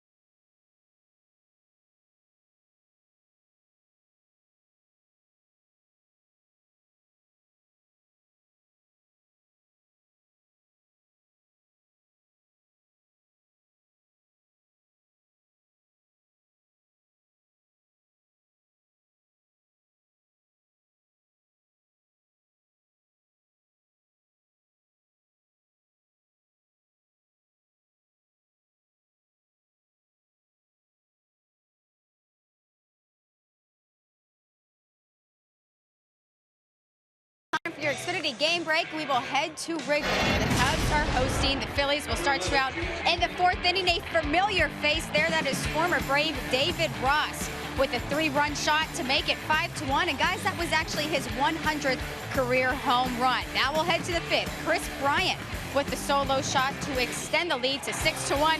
And the ball landed in the street, and some fans actually got in a little wrestling match outside to get that ball. The Cubs beat the Phils 6-2 in game 1. Looks like the guy had it in his glove. Try to take it out of his glove. Those ball hawks are vicious out there at Wrigley Field, aren't they? And how about the Cubs now? That gigantic run differential for the Chicago Cubs this year. As Real Muto goes to work, new life for Williams Perez. The Cubs have now scored 265 runs. They've given up 200 and that's not right. Hold on. Let's see here. Cubs run differential. It's gigantic. It was over 100 runs difference. It's 123. Positive run differential for the Cubs, a quarter of the way through the season. And the first team to 32 wins. Amazing. They're 17-8 on the road.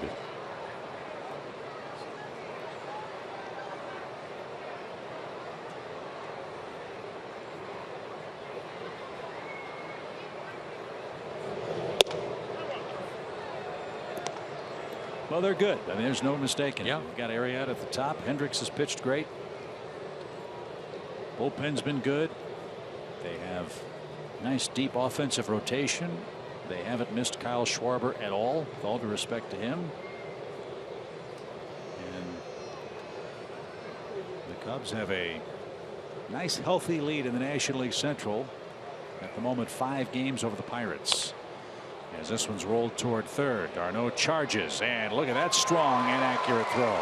Boys, he got a loose arm, Chip. Yeah, the more we see him, the more I see him, the more I like him. Oh, it's just fun to watch. He's a baseball player. I keep telling everybody that this guy, doesn't matter where you play him. Doesn't matter where you put him in the order. Watch this loose arm throw over there. And by that, I mean he can throw from any arm angle. We've seen him have to backpedal to get a hop and gun one to first. Now you see him charging the ball. Real Muto runs real well for a catcher, by the way. He's playing good baseball, taking advantage of every opportunity. That's something you have said since our first spring telecast down at Walt Disney World. There is opportunity on this team. You're going to get chances. You're going to get probably more than 1 or 2 chances, and it's up to the players to make the best of it. And Chase has been doing just that since he got called up. And Williams Perez has gotten a second chance in rotation. Remember, he was sent down to Gwinnett to straighten some things out. Since he's come back, he's been terrific. A 2-1 record this month. Gave up a couple of runs in the third. He's shut down Miami since, as Dietrich on an 0-2 count singles through the shift and is aboard for the Marlins. And Cole Gillespie's coming up. He's 1 for 2.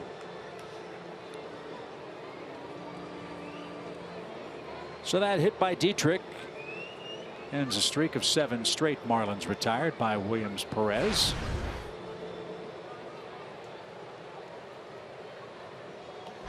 And Gillespie, with a single last time, digs in again.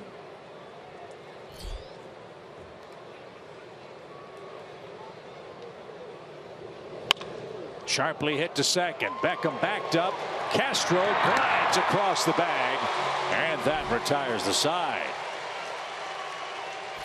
Nice play by Beckham to give a little ground, and then a perfect flip to Daniel, and the inning is over. Perez will lead off for Atlanta in the 6th. 2-2's your score.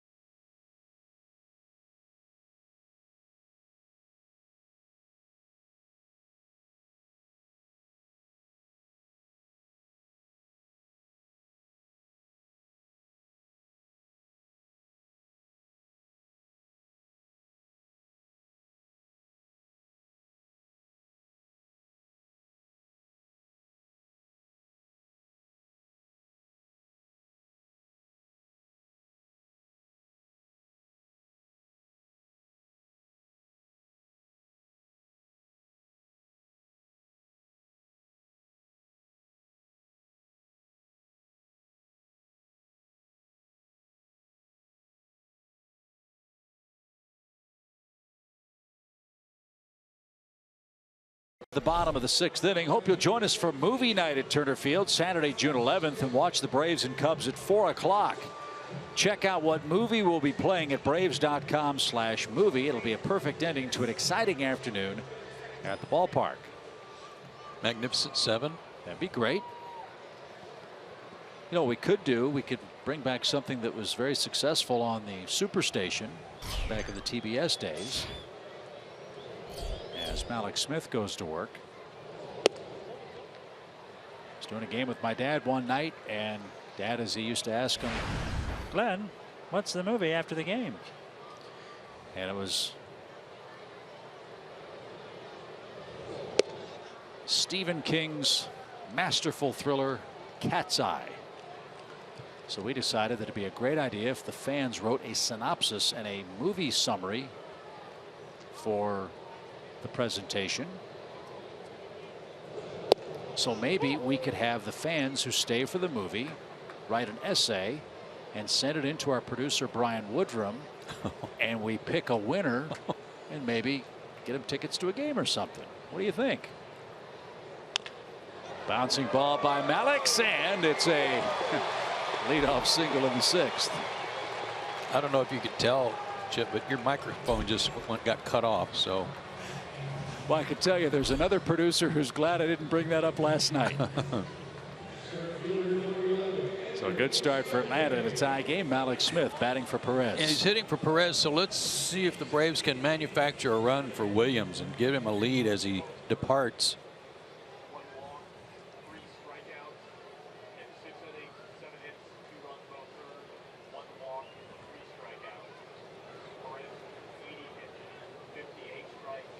.80 pitches for Perez in his 6 innings. And here's Ender Inciarte. Ender's 1 for 3 tonight. First inning single, tried to stretch it into a double and was thrown out.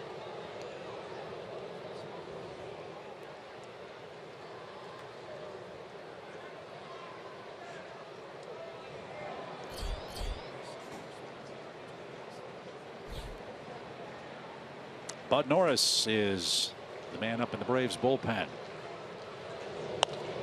And Ender skies one out of play foul. It's 0-1.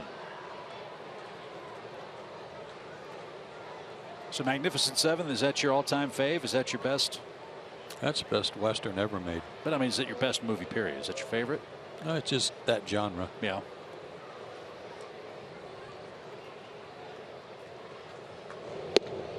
And Ciarte stabbed at that bunt, didn't get it. 0-2.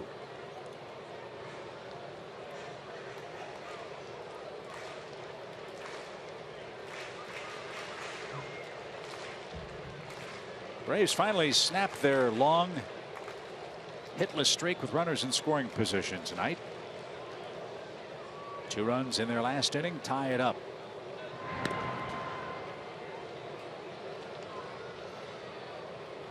Malix, as you know, has blazing speed. He's still learning how to be successful as a base stealer at the major league level.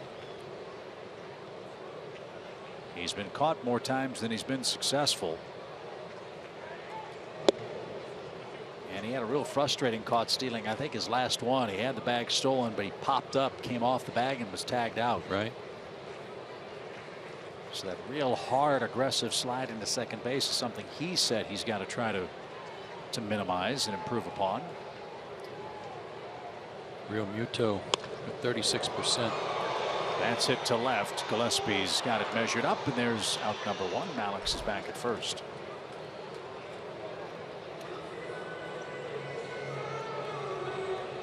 Gordon Beckham hit it hard last time up, lined out to center. He's also got a single and a walk tonight.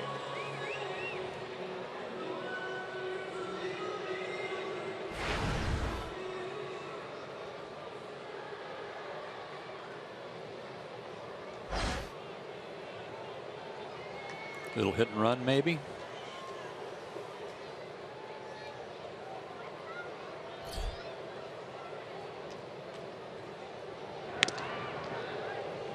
Something else the Braves have tried to counsel Malix on is being patient before he attempts to make a stolen base try. If you don't know the pitcher, maybe watch him throw a few pitches to the plate. See if he can pick up a first move. I would just guess, after I told you earlier that he kind of tucks his shoulder, Whitgren, that you might be able to pick that up on his shoulder. He also kind of flexes his left foot. It's more like a real quick kick. Might see something in the back of his knee. Malix is running, and it's line foul past first. Look at Eddie Perez. That whistled by him, and he had his hands atop the helmet.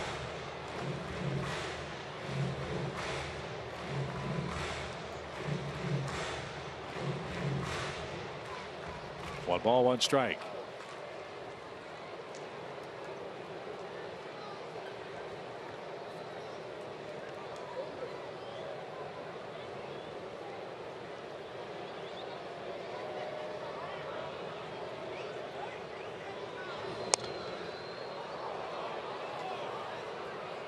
The art of the stolen base, I don't want to say is a lost art. It's not nearly as big in our sport as it was 30, 40 years ago when you had Vince Coleman and Willie McGee, and even earlier Lou Brock, Ricky Henderson, and the like.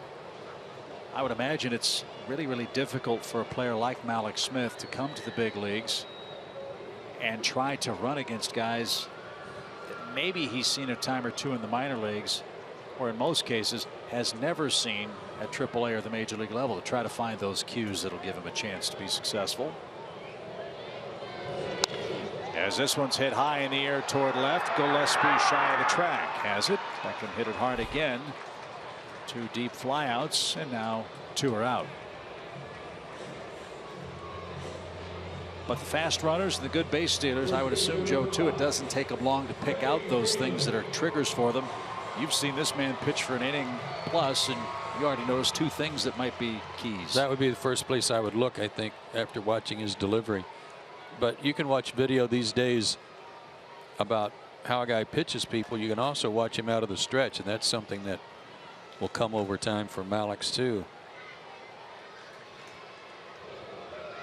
Freddie Freeman had an opposite field hit and scored a run last time up, and takes a strike.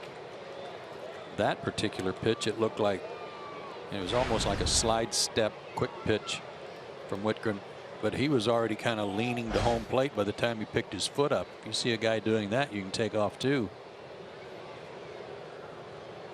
The Marlins outfield very deep for Freddie.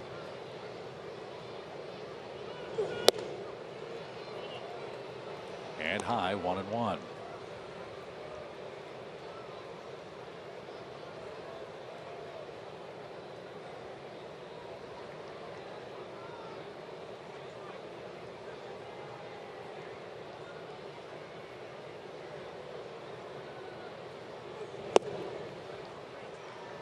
Braves didn't get many chances to run in the series with Milwaukee, with Jonathan Lucroy back there. Martin Maldonado also throws well.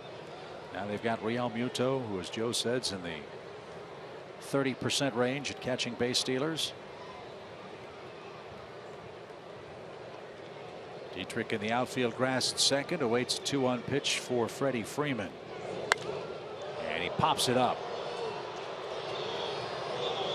Gillespie is under, and he's got it, and that will retire the side. Off we go to the 7th. Still tied at 2.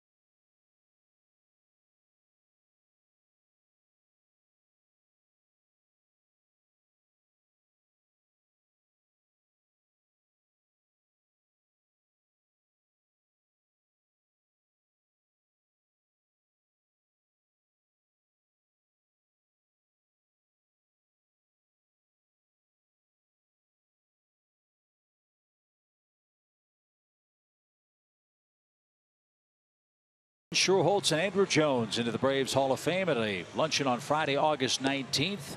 Get your tickets before they're all gone. All guests are guaranteed to sit with a current or former Braves player, coach, alumnus, or Hall of Fame member. Call 404-614-2310 for more information or to order your tickets today.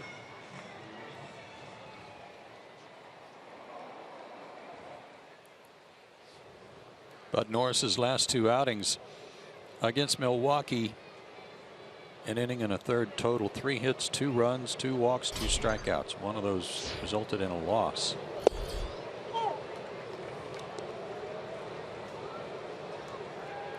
Adeiny Echeverria leads off, and then Christian Yelich. He's grabbed a bat and stands on deck.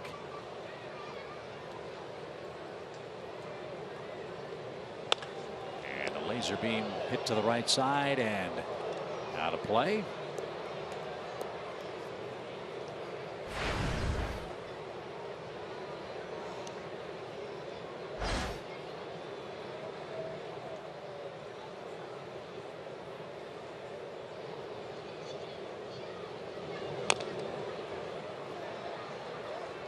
Still 0-2.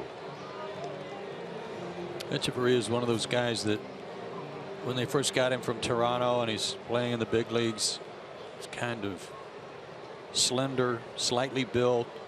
You just had a feeling he was going to fill out and get stronger, because early on you could just about knock the bat out of his hands. Not anymore. 1 ball, 2 strikes.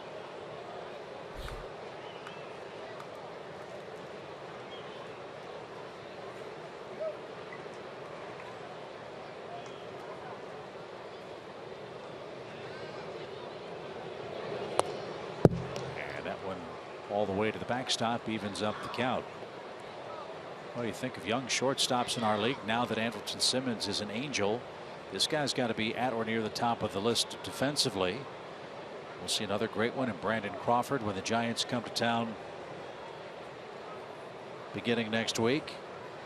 And a very unheralded one just left. BR. Play foul into the upper deck.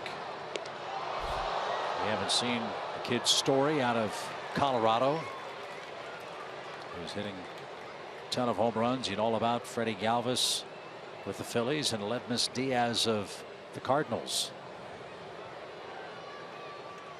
But this man would not be a bad guy to choose if you had to pick him first as a shortstop. And this one's hit in the air toward right center. Markakis is there. And Nick makes the play for the all-important first out of the 7th inning. And here is Yelich.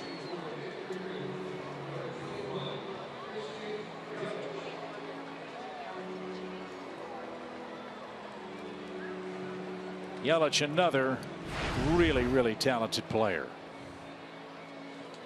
And you can see by looking at those numbers, a .420 on base percentage, how much they miss him in the lineup.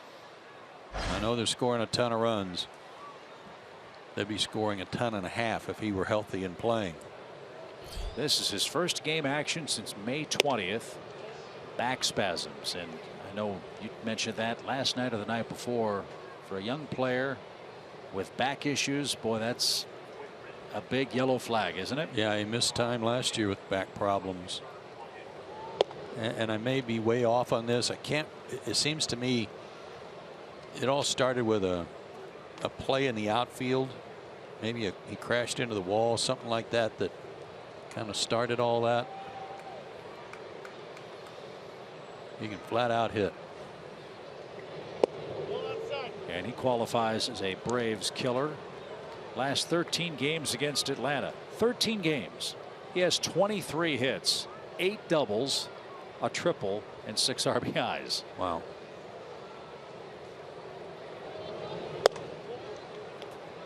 And he just drew a 4-pitch walk with 1 out. I was curious if they would let him run for himself. He must have gone through some protocol today to prove that he was okay both running and swinging. Yelich with 25 walks now. That's second on the team to Giancarlo Stanton. He does have 3 stolen bases, so let's see what Miami does with Ichiro up there. Ichiro doubled on an 0-2 pitch in the 3rd inning and scored the first Marlins run on an Ozuna double to center field.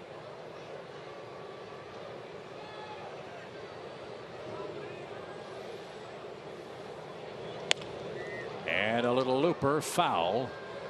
Darno gave a chase but couldn't catch up. Even at his age, when Suzuki's taking batting practice before the game, he's hitting balls to the far reaches of the stadium. He was hitting them halfway up in the bleachers just below the chop house. He was hitting them up in the terrace level down the line in right field. It's not all about taking two and going to right or going to left in his batting practice. Well, I mentioned that earlier tonight. For a man that has almost 3,000 hits in the major leagues, 2,961, 2,412 of them are singles. So who's to say that a singles hitter can't be a Hall of Fame caliber hitter? And Ichiro will be one of them. If you watch him, he has a real slight trigger. He doesn't really move his hands that much, but he rotates his shoulders. He just turns his shoulder back a little bit, his front one, and that gets him started, and then something to watch from there. 1 ball, 2 strikes. Certainly not a back foot hitter. He is a guy moving to the ball.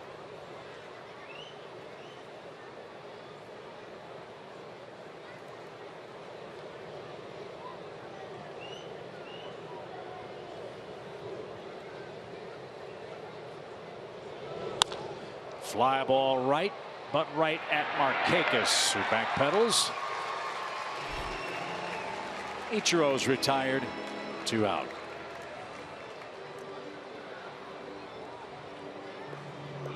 Ichiro had a big throw last year too. Not only did he have 91 hits, but he got to pitch in a game.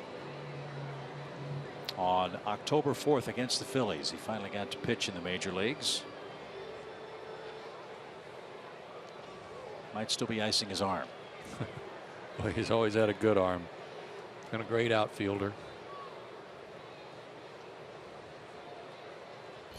Here's Martin Prado with 2 outs. And that missed low.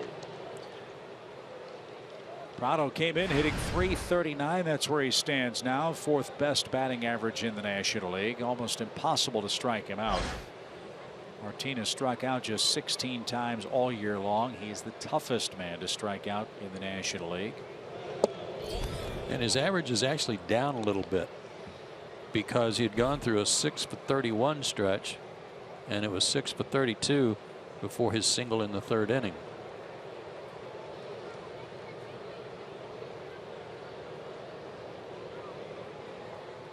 But he already has 1 hit and got robbed of another by Freeman.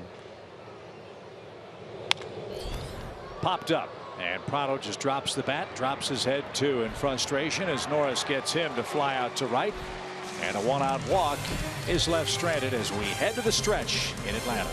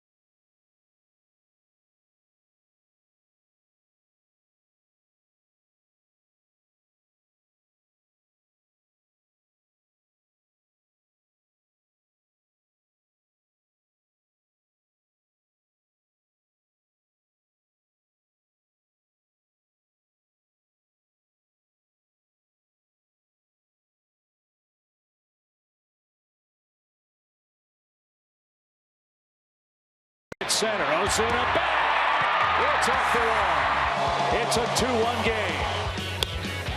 Fly ball toward left. Gillespie can't get there. That'll drop for a hit.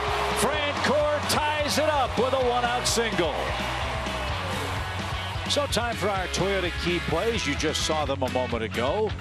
No decision for Williams Perez, but Joe, 6 very effective innings again tonight. Yeah, and only 80 pitches, too. He pitched really well, and I thought he was pitching his best ball right there in the middle innings, 4th, 5th, and 6th. He was very good. And RBIs tonight for Francoeur and Flowers. Flowers doing it again with men in scoring position. Marcell Ozuna continues his hot streak. He's reached now in 34 straight games.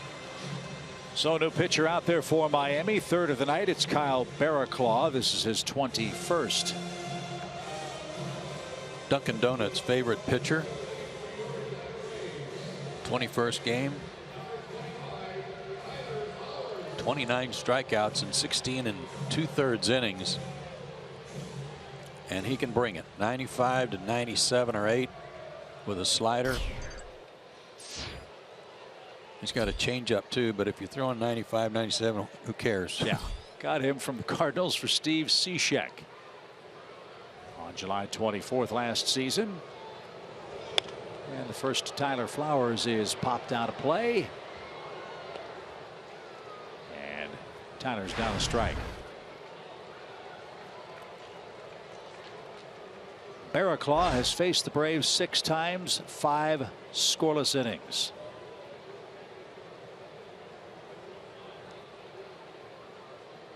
And was the winning pitcher Wednesday for the Marlins against Tampa Bay, a new single season high. He was 2-1 last year. He's got a deliberate leg kick right over the top, kind of a short arm delivery. Almost makes you think that he was another one of those Cardinals pitchers that was converted from catching. Yeah, Jason Mott was one of them. David Carpenter, who used to pitch for the Braves, was a former catcher.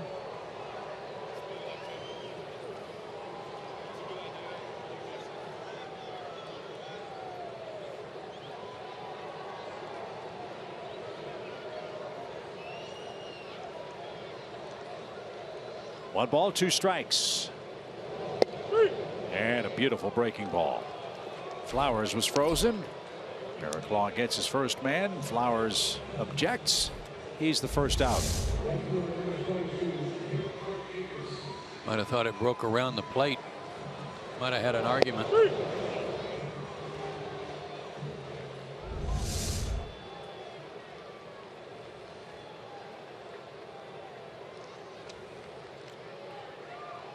Nick Markakis with a 5th inning single. Has him moving in the right direction again. Nick was 0 for 19 before that base hit. It was the first hit for the Braves in 28 at bats with a runner in scoring position. It didn't score a run, but it brought Jeff Francoeur to the plate, and Jeff tied it up with a hit.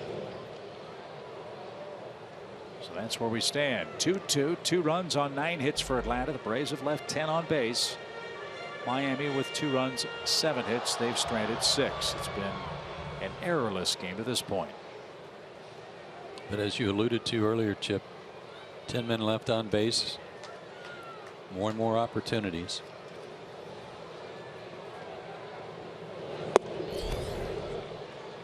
West ball. This guy's fastball is on you. There's no real long arm action, like it's a timing, so that you know exactly when it's going to come out of his hand.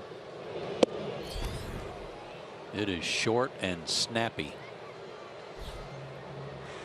Kind of like Glenn Diamond you were talking about earlier. No question.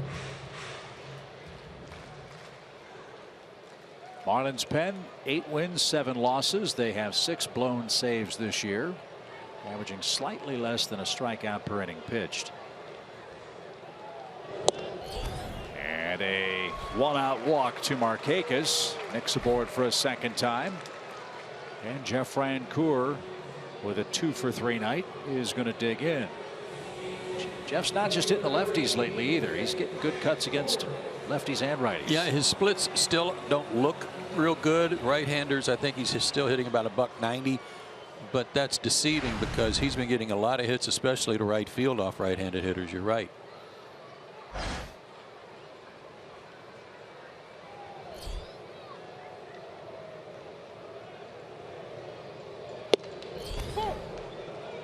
'96.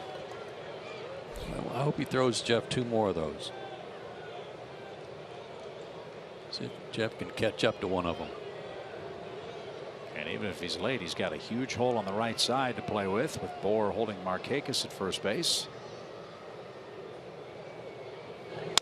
And a base hit for Francoeur. He broke his bat, but 2 are on with 1 out, and Jeff has a 3-hit night tonight. His second 3-hit game of the year. He's closing in on 280. And that was another fastball.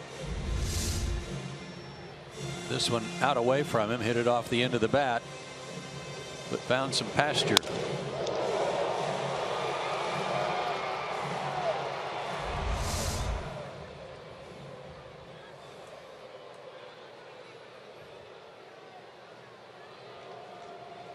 Chase d'Arnaud has a single in 3 trips.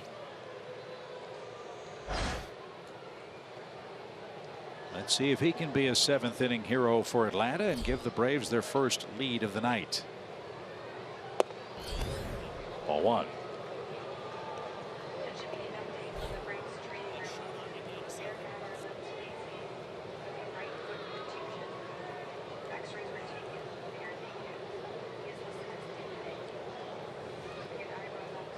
One ball, no strikes as we close in on 10 o'clock Eastern time in Atlanta.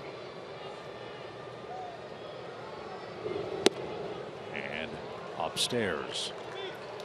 After d'Arnaud bats, Daniel Castro will be the Braves hitter. Remember, Castro came on in the 5th inning after Eric Aybar was hit by an Adam Conley pitch. It hit him in the ankle. Just were notified that x-rays were taken. Those x-rays were negative. It's a right foot contusion officially for Eric Aybar. Swing and a miss.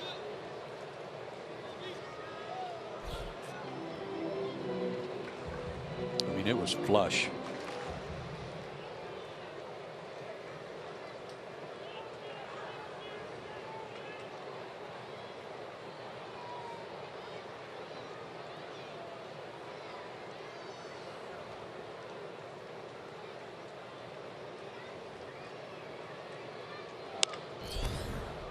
That's rolled foul at first.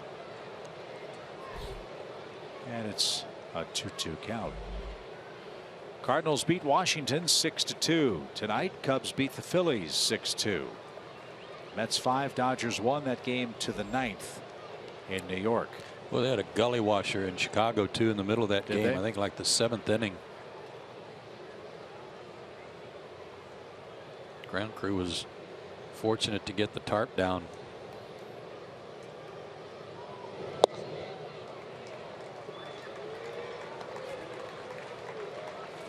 So if the Mets hang on and win tonight, they'll pull into a first place tie with the Nationals. Marlins at the moment 3 games back and in 4th place.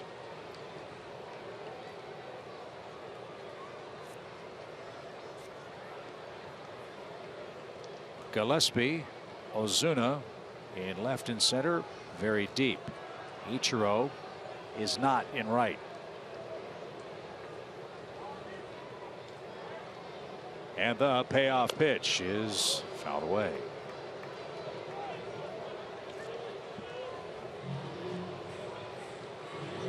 Seen some long at bats from the Braves tonight. Daniel Castro had one. Now d'Arnaud's putting up a fight against Barraclough. And that's the hope. That's what you hope to do against this guy. If you're sitting on the fastball, is just try to fend off some of the off-speed stuff and hope you get a fastball you can handle. Strike 3 outside corner. No argument from d'Arnaud, but Barraclough hits that down and away corner that was so big for Leo Mazzoni in his days here as a Braves pitching coach. And that's the 2nd out. Yeah, you hit that spot and you hit it consistently, you're going to get a lot of calls. You're going to get a lot of outs. Real Muto did a good job of framing it.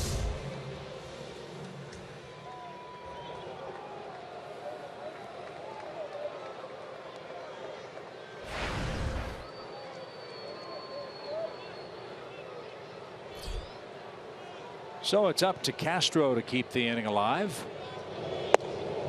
And a strike. If he does, Kelly Johnson has grabbed a bat, will come on and pinch hit for Bud Norris.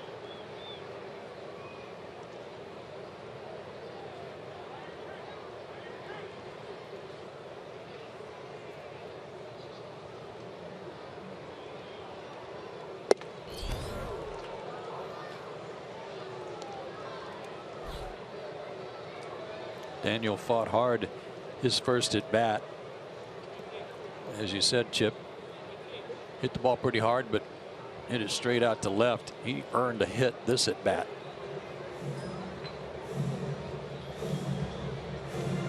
But 0-2, it'll be tough. Daniel's another guy like the recent at bat history of Freddie Freeman, where he's been up there at 0-2 every time.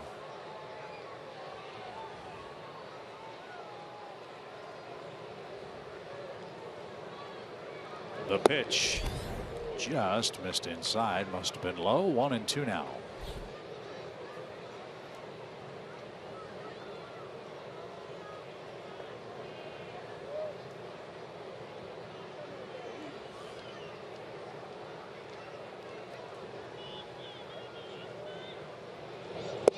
And a swing and a miss will retire the side. Barraclough strikes out 3 Braves in the 7th, and we remain tied going to inning number 8.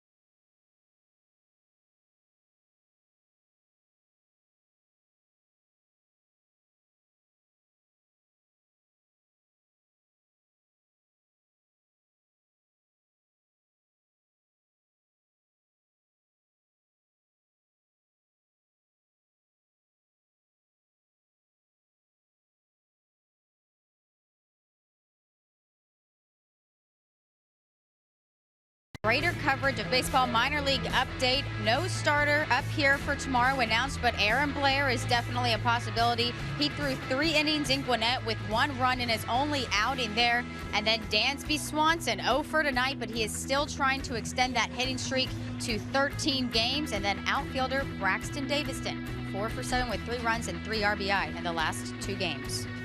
All right, Kelsey, thank you very much. Dansby Swanson came into play tonight, hitting .297 for the Mississippi Braves.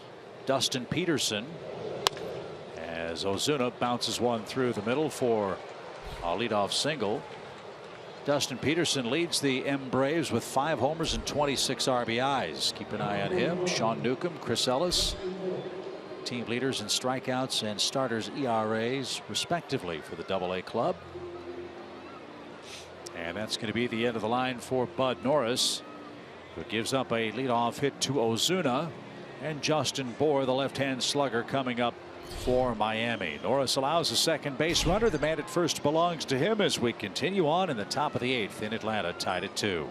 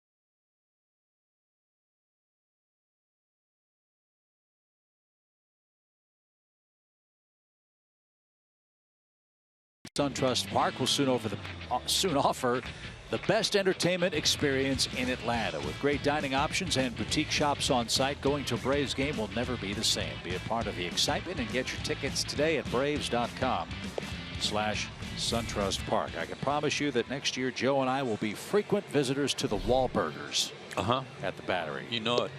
Can't wait for that and the other great restaurants that will be part of that spectacular development around SunTrust Park.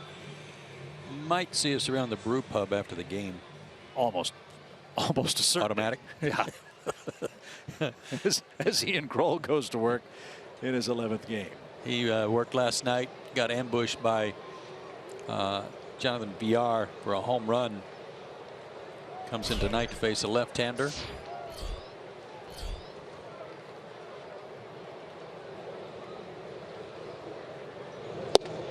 And Kroll delivers a strike. Bohr, a .214 hitter against left-handers this year. Here's an amazing stat. No homers, no RBIs. Against lefties? And he's only had 14 at-bats against them this year. Huh. Well, you mentioned earlier Chris Johnson's been getting some playing time at first base. Not a full-fledged platoon, but that may be at times, especially late in the game, where Chris gets some pinch hit appearances. This guy's been quite a find for Miami, as that one's tipped into Flowers' glove. Remember, he was with the Cubs, and they have a guy that might be an MVP candidate playing first base for them named Anthony Rizzo. And Bohr was left exposed in the Rule 5 draft, and the Marlins picked him up, and here he is, coming off a 23 homer year last year. And a ground ball up the middle. Look at that tricky spin. And the feed to second. The throw to first is going to be late. That was a good try. In a setup with a shift on, to have to feed Beckham running toward left field and throw back to first. Got the lead runner. Zaxby's indescribably good play. Gordon wasn't satisfied with just one. He was going to try to get them both. Nicely done, gentlemen. Oh, and bare hand too. Well, Gordon, as you know, is a terrific high school quarterback here in Atlanta. It's almost like they were running the Wildcat on that play up the middle. And Atlanta got the lead runner on a ball that had some funny spin too. You can see how carefully Daniel Castro fielded that ball to get the leading base runner. So Bohr's at first. Real Muto is the Marlins catcher, 0 for 2 with a walk.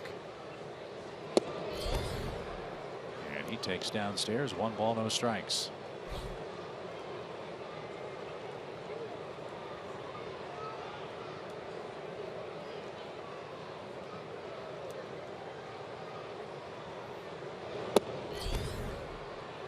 Dodgers have just tied the Mets. They did it in the 9th inning. It's a 5-2 game, now 5-5. Milwaukee leads the Reds 7-5. They're in the 6th inning at Miller Park. Reds have already lost 10 in a row.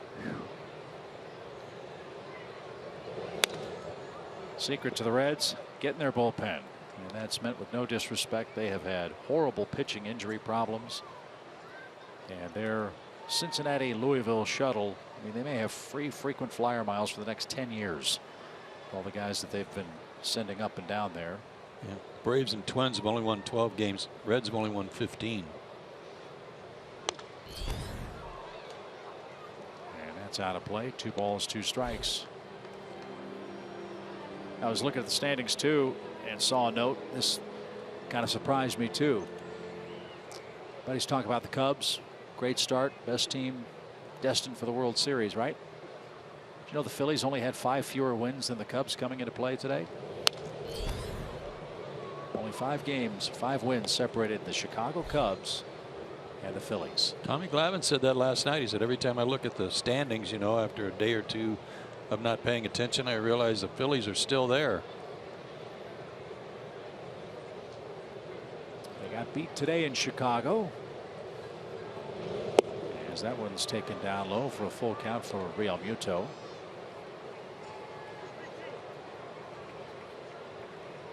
And And with Washington losing, the Phillies will still be 2.5 back when play resumes tomorrow.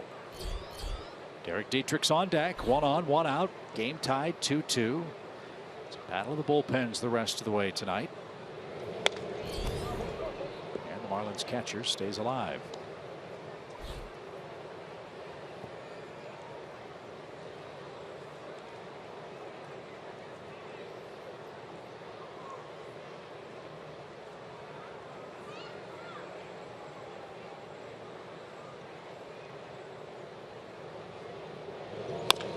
Bouncing ball. Darno's got it.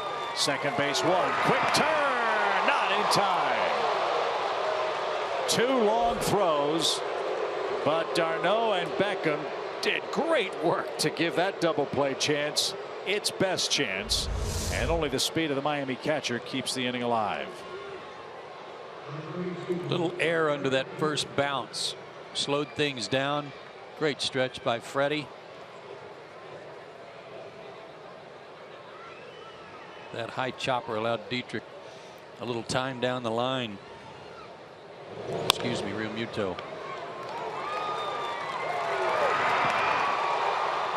Boy, did Gordon get rid of that quickly. But the inning continues. Here's Dietrich. He's 1 for 3. He's recorded 3 straight multi-hit games for Miami. They'd like to keep that alive here in the 8th.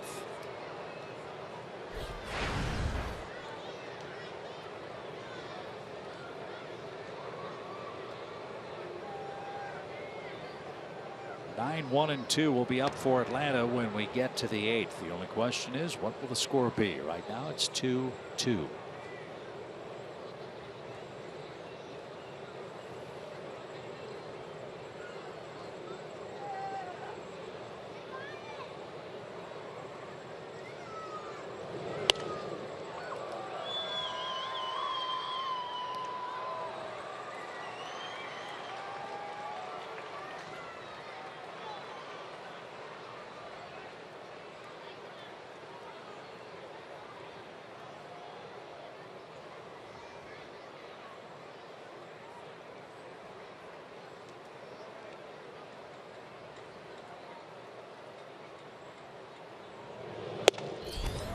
Wasn't it Dietrich, Chip, that not this past spring but a spring ago got hit in the face with a bad hop? Yes.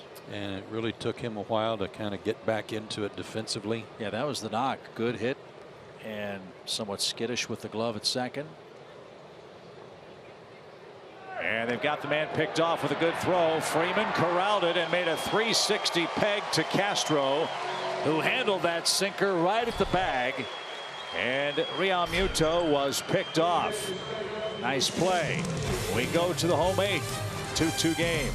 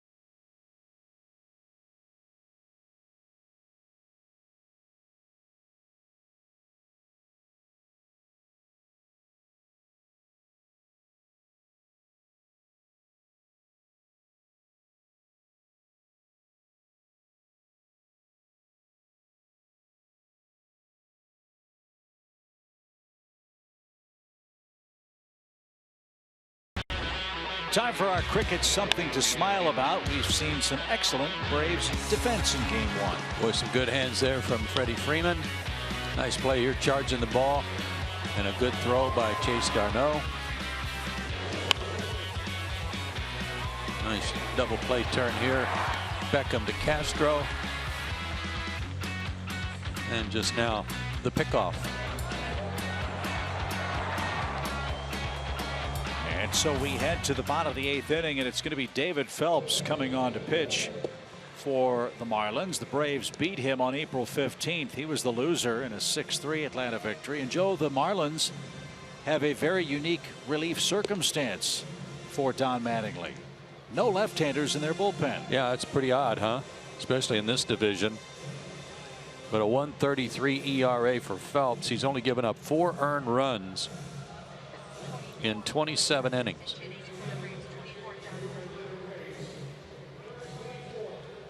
Mid-90s fastball, a lot of cutters, and a curveball.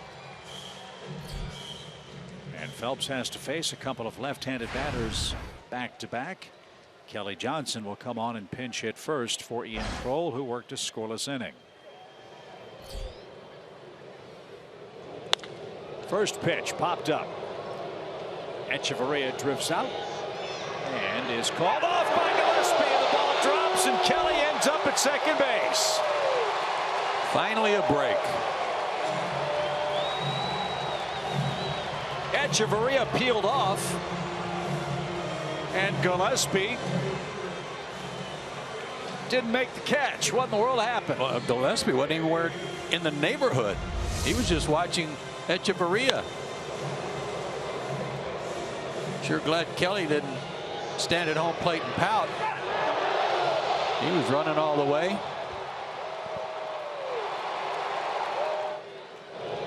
Unless Echeverria lost it.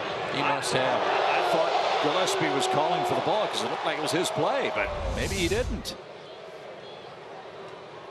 So it's a double for Kelly Johnson. That represents the winning run. And Enciarte is the batter. And that's taken low.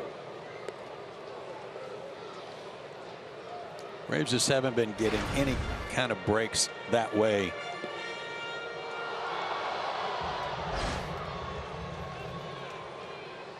Well, now you got to cash it in. Atlanta 2 for 12 with runners in scoring position tonight.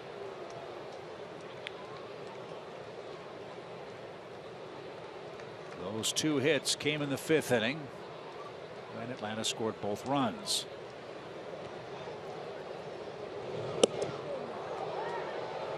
That is just such a good reminder for any of you young players at home.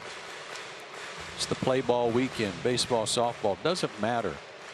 Pop up like that, run it out. You just never know when one might drop, and Kelly did.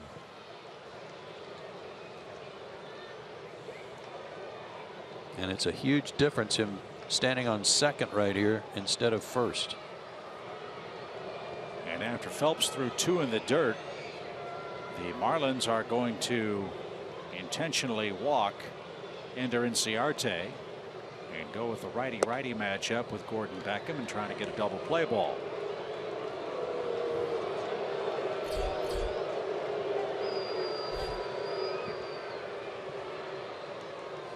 It's an interesting move. We'll see if it works out for them.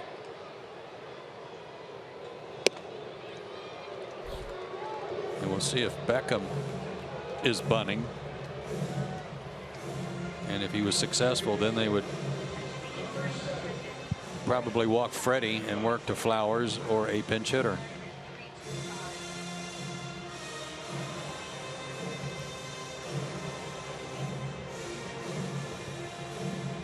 So Bo Porter goes through his set of signs in the third base coaching box. 2 on, nobody out. Great chance for Atlanta with Beckham up there 1 for 3. He has stung the ball 3 times. A deep fly ball might be able to send Kelly Johnson to third with 1 out and Freeman waiting on deck. He is showing bunt, and Phelps can't throw a strike. He's missing to the same spot too. they're really bird dogging Kelly out at second base. Echeverria's really holding him close. Martin Prado flashing some signs to his infielders about any type of bunt defense here they may switch up.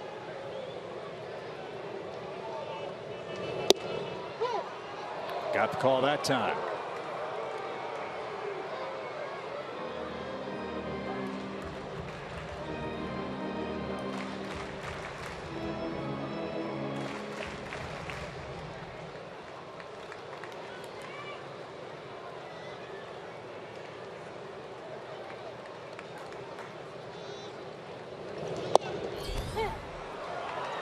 One and two.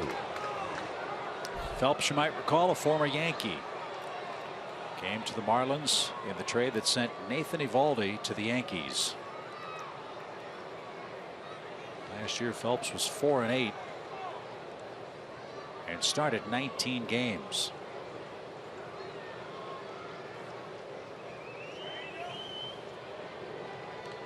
He's gotten ahead of Beckham. 1 ball, 2 strikes. And he got the bunt down with 2 strikes. Throw to third in time. Beckham got the bunt down. It died in the dirt, and Real Muto pounced and threw a strike to get the lead runner. 1 down.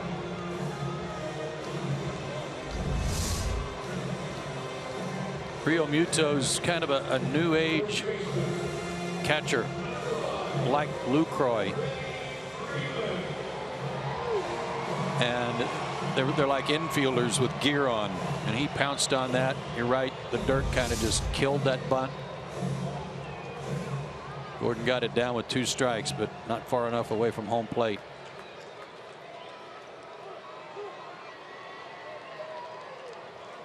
So now Freddie Freeman is the Braves hitter.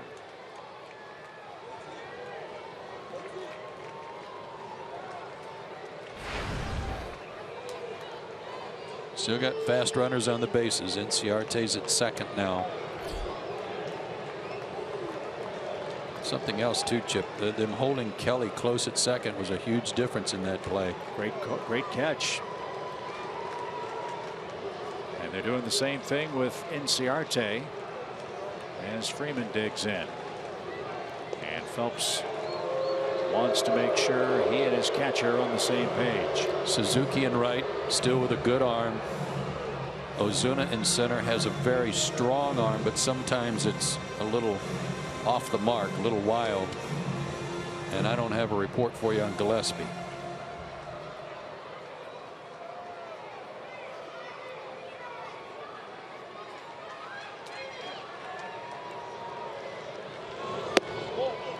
Up and away to the Braves first baseman Freddie Freeman. 1 ball, no strikes.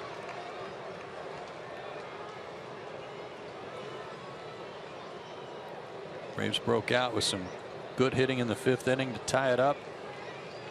Maybe now they can get that gapper that Brian Snitker was talking about that they need. For the Marlins, I understand perfectly why Echeverria is doing what he's doing, but Freddie Freeman's base hit went right where the shortstop normally would play. So he's got a hole to the left side, and Phelps keeps missing. And you know how, sorry Chip, you know how when a runner at second on a ground ball to his right, he's got to freeze to make sure the ball goes through. When he knows that Echeverria is right behind him, he sees a ground ball that way, he can take off. 2 balls, no strikes. He took a little off and found a corner.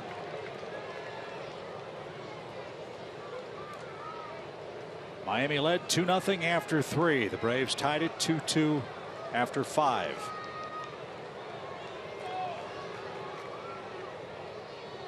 Miscommunication between Echeverria and Gillespie gifted the Braves a leadoff double. Intentional walk and a force play has 2 on, 1 out. And a shot, right field base hit. Ichiro comes up cleanly. He loads up and all runners hold. The bases are loaded as Freddie Freeman with a shot to right sets it up for Tyler Flowers. And there's another base hit with a runner in scoring position that doesn't produce a run, because on this occasion, with the ball rifled to the left side, or to the right side, to Ender Ciarte's left, he had to wait and make sure that ball wasn't speared on the line. So we got a late start, had to be held at third.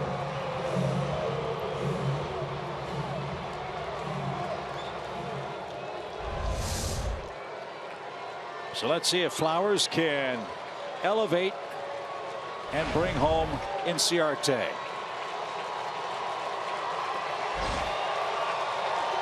$19,000 plus want to see the Braves take a lead. And a little dribbler. Phelps with a bare hand. Flips to the catcher at the plate. Throw to first. Got him! A double play. What a play by Phelps. What a huge play to barehand that ball. Braves may check that out on the play at first, but watch him barehand this.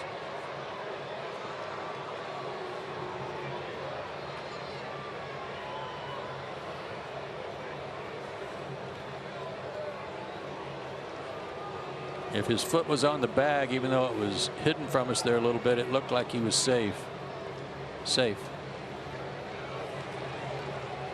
So the Braves are going to challenge that call at first base.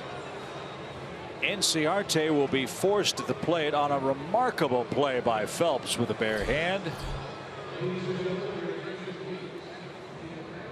Beckham will be at third. Freeman will be at second. Flowers will be at first, and there'll be 2 outs if the call is overturned. I believe it will be. This replay shows it pretty clearly.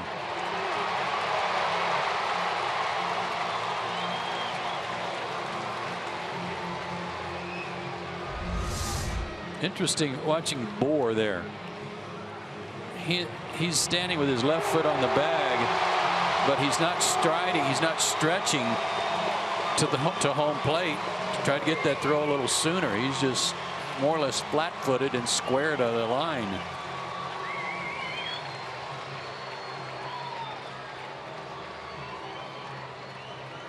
His left foot was touching the bag?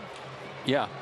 He took that throw instead of, he's right-handed. So it should have been his right foot. So he should have had his right foot on the bag and then stretch with his left to catch that throw a little sooner. So it appears the verdict is in. The Marlins are back on the field.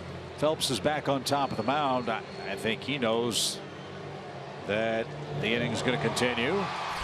Call is overturned, so Tyler Flowers beats the Rap at first base. Atlanta has them loaded again, but now there are 2 outs, and Nick Markakis is coming up.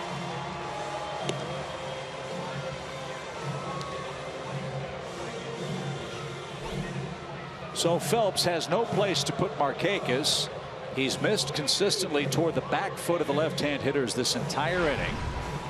Markakis leads the club in walks. And of course, a base on balls with the bases loaded would put the Braves in front. And Nick, a wily veteran, he knows who's in trouble. It's the man on the mound, Phelps.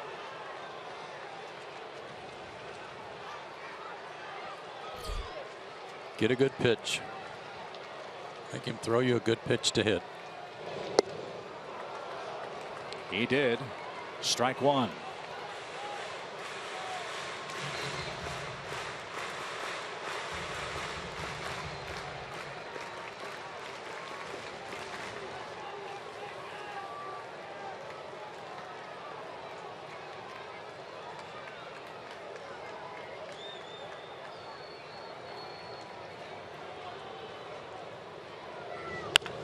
Ripped foul past first. That would have scored 2 for sure.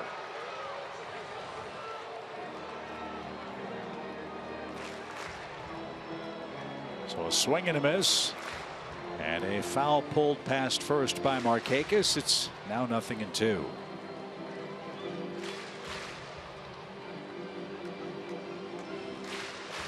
Phelps called Real Muto out and said, let's not do that again. Beckham, Freeman, and Flowers, the runners. Wasted high, 1 ball, 2 strikes.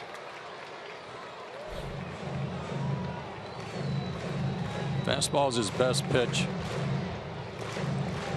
Nick couldn't catch up with that one up and away on the first swing, but he got around on the cutter at 90 when he pulled it foul.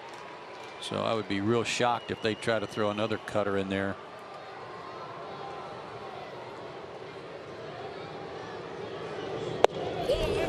Ooh. Did miss by much. Phelps wanted that one. Now it's 2-2. And that was just a 4-seamer at 95. So he's got one pitch here that he can try something on or try to just hit a spot. Otherwise, going to 3-2, he knows he's going to have to make a good pitch on it. But this is the one, as your dad used to say, he wants to do business on, and he'll probably just try to hit something in the outside corner would be my guess. I can't imagine they'd try the cutter in again.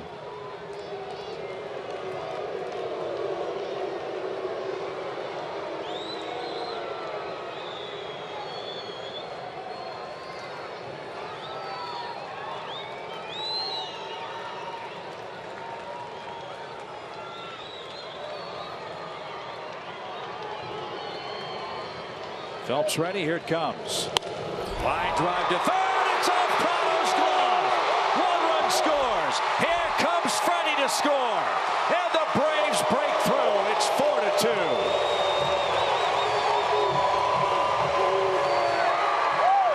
How in the world did Martin Prado miss that? Put the ball in play.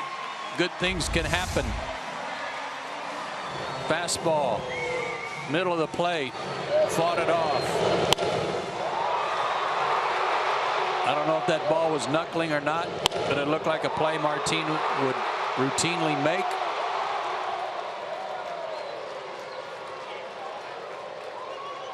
E5. So 2 runs score in the Atlanta 8th. An inning that began with miscommunication between Echeverria and Gillespie. Now an error on Prado, and the Braves have taken their first lead of the night. 4-2. Atlanta with 12 hits. And Phelps with yet another meeting with his catcher.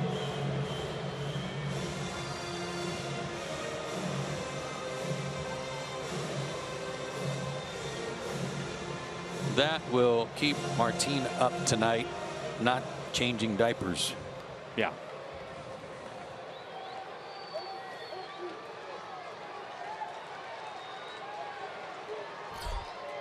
So here's Jeff Francoeur. He's had a great night at the plate. 3 singles and an RBI.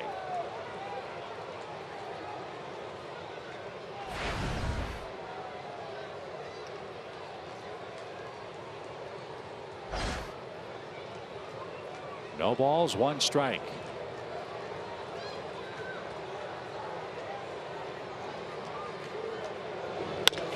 Bouncer left side. Echeverria can't glove that. Infield hit for Francoeur. He's got 4 of them. And the Braves have him loaded again.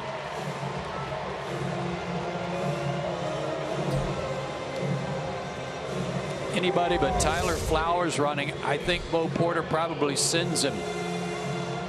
But Echeverria recovered quickly, and Bo Porter wisely held up Tyler Flowers, who probably would have been thrown out right here. Oh, he did have him. He was waving him. Tyler was looking at the play and not at Bo, but I think it was a smart thing just to wait.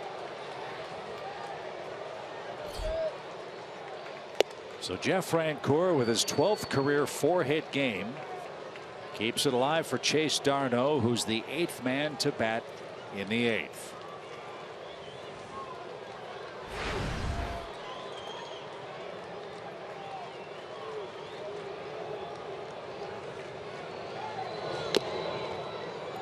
First 4-hit night for Jeff since May 4th of last year. at Turner Field, but not with the Braves.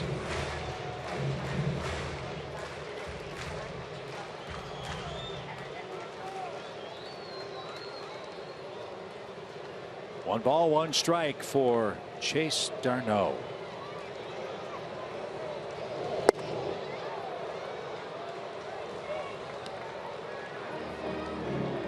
In a game that has been so filled with opportunities for the Braves, Marlins gift wrapped a big inning here in the 8th.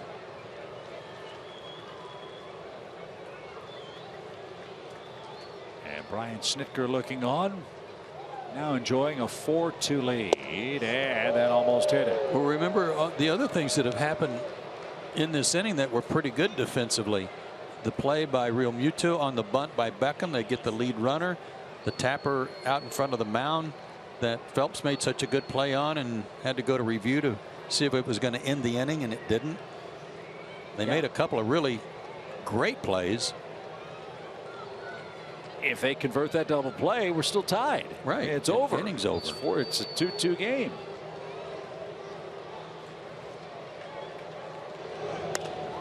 Popped up. Out goes Dietrich. Echeverria says he's got it, and he does. And that retires the side. 8 Braves come to the plate. 2 of them score. It's 4-2 Atlanta. A chance to win it next.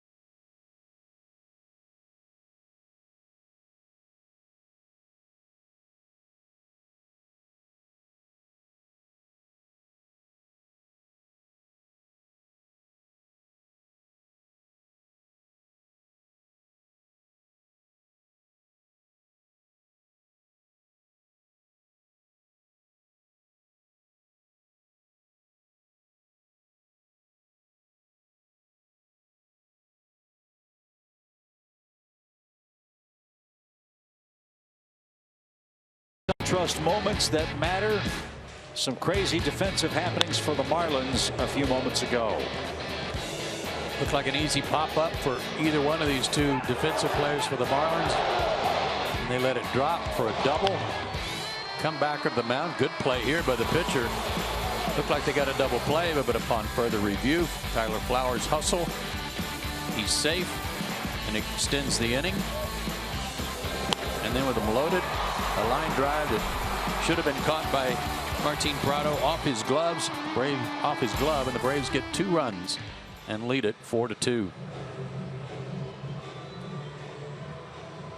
So Arodys Vizcaíno is on to finish things off here at the top of the 9th inning. It would be his 5th save. Oh, they changed it from an error to a hit. Yeah, so take away the error for Prado, give Markakis a hit and 2 RBIs. And 2 earned runs for Phelps.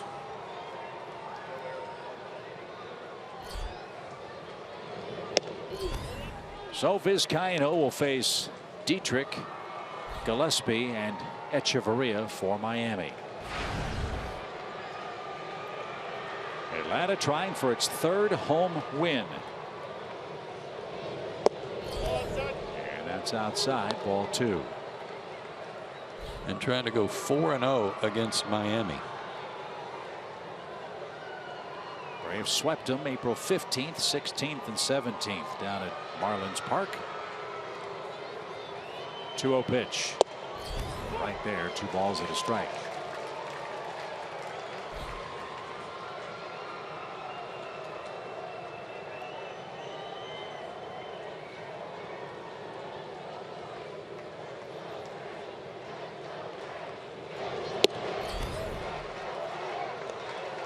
Three balls, 1 strike. Why don't you do it? Why don't you walk that leadoff man?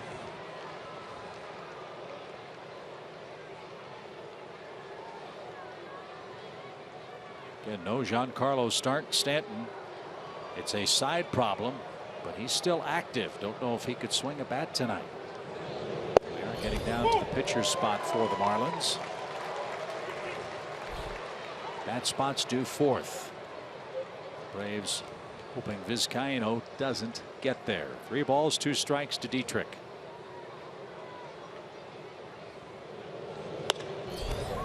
And that's out of play. It's still full. Mets did come back and beat the Dodgers. New York had a 5-2 lead in the 9th. LA tied at 5-5. Curtis Granderson hit a walk-off homer to beat LA 6-5 tonight. He's been doing a lot of work, good work offensively for the Mets. And they needed Lucas Duda out with a stress fracture in his back for New York. As a little tapper hit towards second. Beckham's got it. Flips quickly to first in time. 1 man down. Nice recovery for Vizcaino. And there's a good start to the 9th. Braves Live presented by Xfinity is coming up after our ball game. We'll hear from Brian Snitker and the Braves as Atlanta tries to win its 3rd home game of the year here on May the 27th.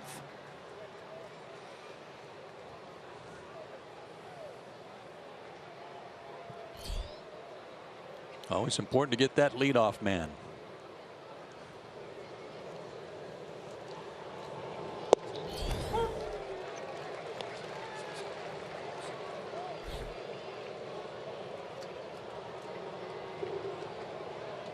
That's 15 out of 20 first batters retired by the Rockies.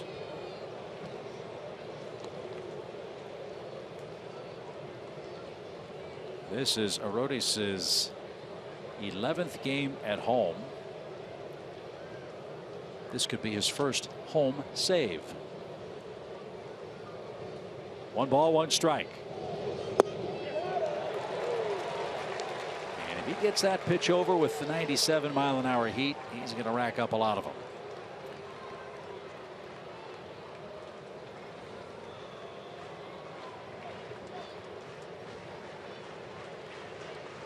One ball, 2 strikes. Swing and a miss. Gillespie didn't get another breaking ball. 2 are out.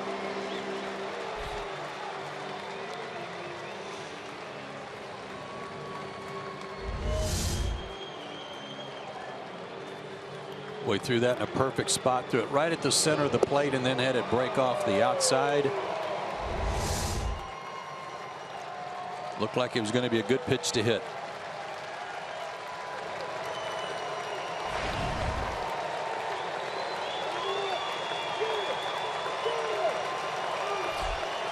Here's Echeverria. Ball 1. Big crowd here for fireworks on Friday night. They saw the Braves score 2 in the 8th to take the lead. And they are hoping to enjoy a rare home win to this point. Knee-high strike evens it up.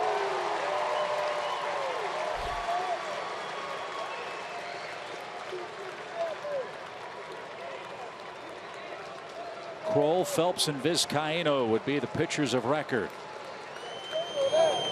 Swing and a miss. The Braves are a strike away.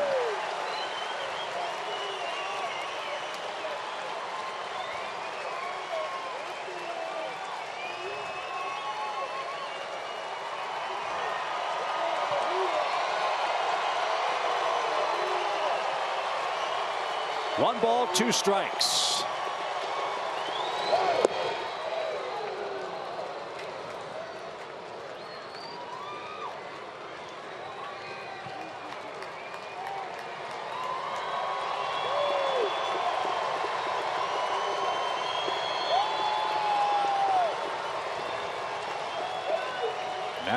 2-2. Fly ball right at Markakis. He had the game-winning hit.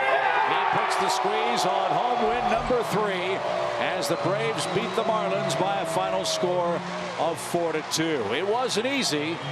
The Braves picked up 14 hits, left 15 men on base, but the Marlins, with some excellent and sloppy defense in the 8th inning, helped the Braves gift wrap a 4-2 final victory. Joe and I will be back to Turner Field and wrap it up for you right after this.